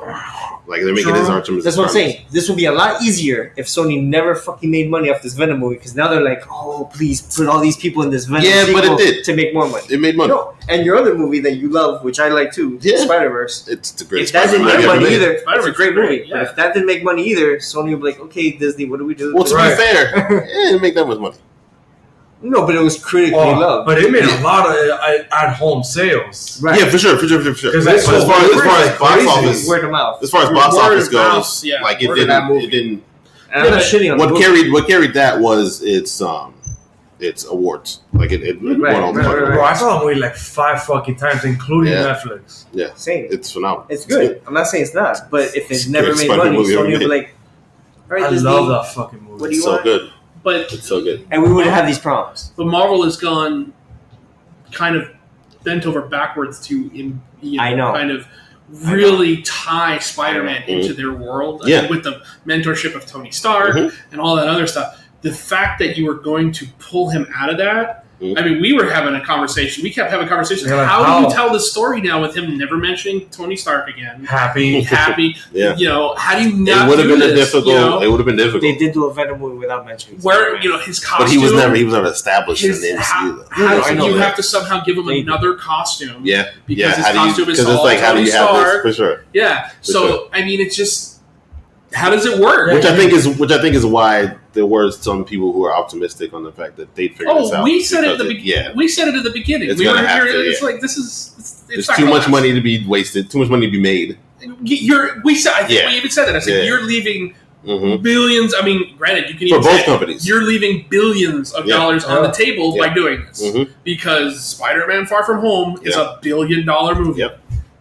And you can imagine from here on out, the rest of them will be. It's just funny how long it lasted because I literally thought that they were within going a week. Well, not even within a week. D23. I thought they were going to within D23 be like, we've got back into negotiations. A deal will be made. I think the other portion that lasted what 2 months. Yeah, probably about The other part that's not getting spoke about a lot is that it's more than just the Spider-Man deal. They've also done a deal with just Sony Entertainment in general. The fact that you'll have all the Disney available TV for the PlayStation View. So they have a multimedia deal, a multi-year multimedia deal that they also made. wanted the app on the thing, and Disney's like, "Oh, you want our app?" So they can. So you get all the ESPNs. Like Disney got a lot of good shit. You get all the FXs, FX, all that other shit. You get everything that's under the umbrella for Disney TV. Right. Is now available. Will now be available on PlayStation View. So it's like fuck. So they're pretty much in bed for here on out. It'll probably be 4 or 5 years to make the next they have 2 movies. They have a date for the next Spider-Man movie. July 16th, 2021. And they've already said that Spider-Man's going to be in another movie to be named later, which everybody assumes is the next Avengers movie. Yeah, I think you got 2 options. I think the safe bet is the next Avengers movie. Yeah. I think the other safe bet. Avengers is early. No. I think not for a while. You'd get Avengers either. No, it wouldn't be 2021. It'd be because we're talking like all the movies we have up to this point end at 2021. No, we don't even have anything in 2022 yet. Right. Yeah. We end at Thor: Love and Thunder at November 2021. Oh, that's the last of Phase 4. Feige did say he has the 5-year plan. Right. Already, so I think it might be Black Panther 2, and it might be Blade. But I think it's the only thing we have in 2022 is Black Panther and Blade. Right. Well, we don't know about Blade. The only hardcore date we have is Black Panther. I think either in 2022 we're either going to get Fantastic Four, and I think that's where you can feature Spidey, or you may get that Avengers 5 2023. Nah, I think Spidey is going to be early. It's going to probably be Doctor Strange. No, I don't think it's going to be. I don't think it's going to be any movie in Phase 4 with because he's coming out the same year as Doctor Strange. So just a scene.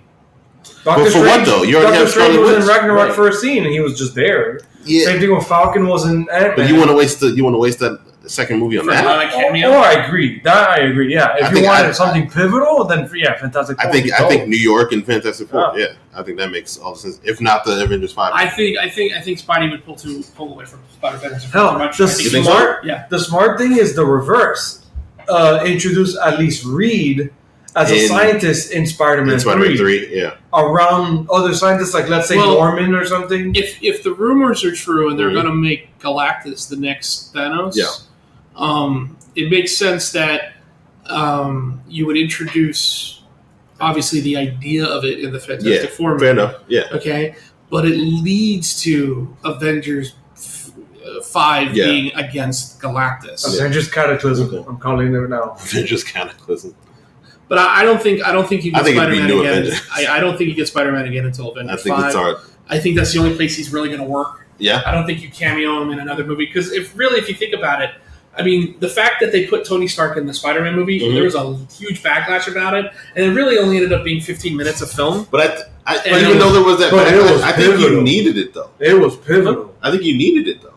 You needed the backlash? No, you needed Tony Stark to be in Homecoming. Oh, I agree. Yeah, I agree. I was not one of those people. Yeah, no. I thought the idea of making Tony Stark the mentor of Spider-Man, I thought was genius. Yeah. Okay, I thought that was a really brilliant idea. You slowly ingratiate him into the universe. So, you know what I mean? But what I'm saying is, I think Spider-Man being such a big character and having such clout, especially with what's just happened now, throwing him in a movie like Fantastic Four pulls away from the Fantastic Four. Makes it less about the Fantastic Four and more about Spider-Man. Just the fact that he's in the movie. That's a fair point. You know, it's just. I mean, and then if what if it's in the same way they use Tony Stark and Homecoming? That he's regulated to a cameo, and then really is that what you want to waste that role on is for a cameo? Yes, I guess the smart answer is Avengers 5. Exactly. See, because because you've got characters like Nick Fury who had a 10-picture deal, and then you found out it's 10 pictures, but it's cameos. It's all cameos leading up until Avengers, and he's popping up here, he's popping up there. But that's a character you can do that with because he's already said he's not going to get a solo. I'm not going anywhere. It's like I'll make as many Avengers movies as they pay me to make. All right, but with a character like Spider-Man, where he is kind of living on borrowed time. Because if Sony decides for whatever reason that they want to pull the plug next negotiation, I don't think they'll do it this time. I don't either. But I'm just saying, if Sony does, they have to live with that thought in their heads and go, look, we better use them the best way possible. We have him for 2 movies. He's going to be in one Spider-Man movie that we're going to have a say in, and then he's going to be in another movie to be named later. To waste him as a cameo that's not going to pull away from something else is just not really good business. You need to put him in a movie where he works with an ensemble, and it makes sense for him to be there for a good portion of the time. Like in Civil War. But Civil War was his Civil War was also a cameo. Yeah. I guess I was thinking if it. And remember, Civil War, the parts were flipped. Right. He was supposed to be the Black Panther part. Right.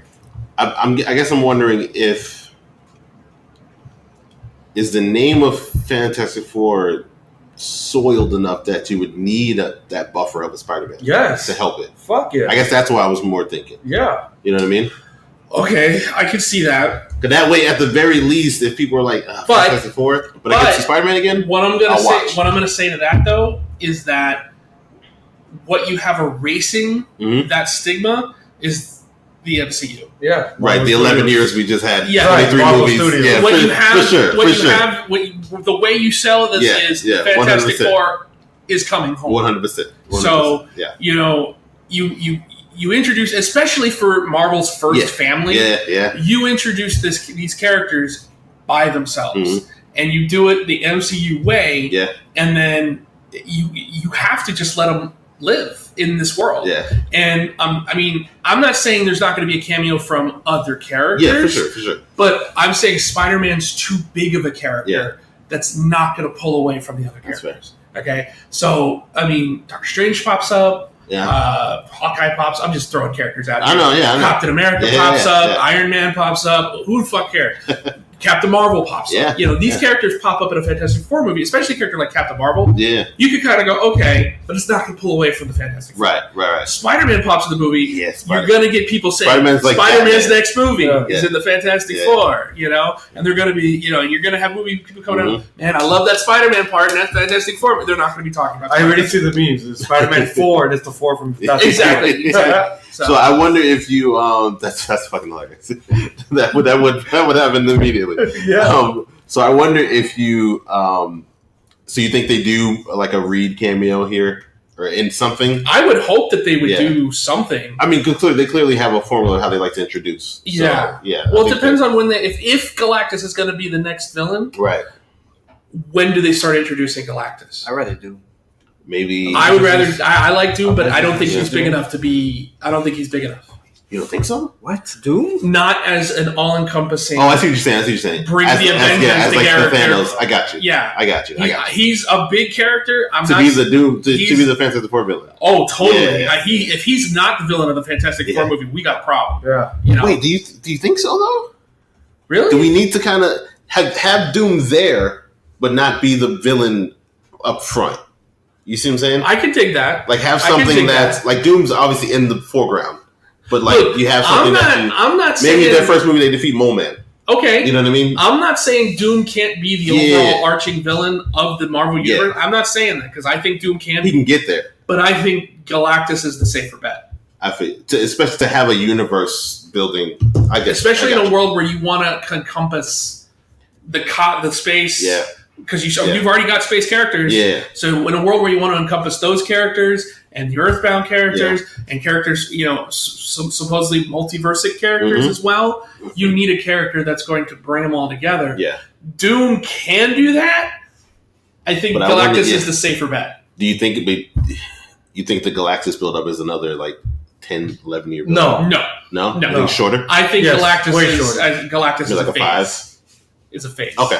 I say Galactus is a phase. Phase 5. I say he's introduced in one phase and he culmination in the next phase. Okay. I don't think you're talking 3 phases. I think now the phases will have big bads. They won't expand. They won't span more than one phase. I can see Doctor Doom being the villain of a phase. Yeah. Okay. Okay. But I think if you're going to encompass everything into an Avengers 5, you need Galactus. You need somebody like Galactus. You need somebody like Galactus or Annihilus. Kang. I'm pushing for Kang. I think Kang would be really. I love the idea that you want to get into time travel again so early. Not immediately. After Galactus. Okay. But I like the idea that they started floating around the kid from Iron Man 3 that was at Tony's funeral. He's Kang. Iron Lad. Because he will eventually become Iron Lad because of Tony's influence. So he becomes Iron Lad, and we know Iron Lad was the young Kang. And then eventually will become Kang, and then eventually become Immortus. That's interesting. Cool. So that's at least what I like. Well, do I think it'll happen? Yeah, probably not. But I'm really digging that idea. I like it. So at this point, seeing as we've had this discussion and we're going almost on 2.5 hours, I think we should wrap it up here. One of our longest shows, but whenever Jeff's on the show, we like to talk. We like to keep going. Extend it a little bit. So we did. Jeff, as always, we love having you on. You're welcome back anytime. Just let us know when you can come in. You are the official 5th member, 6th member, 7th member, whatever. I appreciate of the show. It is at this point. You will anytime you want to be on, be on. Thank you. Please. As always, we're available all social media, Rogue Nation Pod. We're on all podcast platforms that you want to listen to us. Give us a listen. Tell us what you think. We're still not hearing from you, so you're probably not thinking much, but give us a ring. Let us know what's going on. Over 2 hours if you don't tell us. Yeah, we need to know. So until next time, Rogue out. There we go.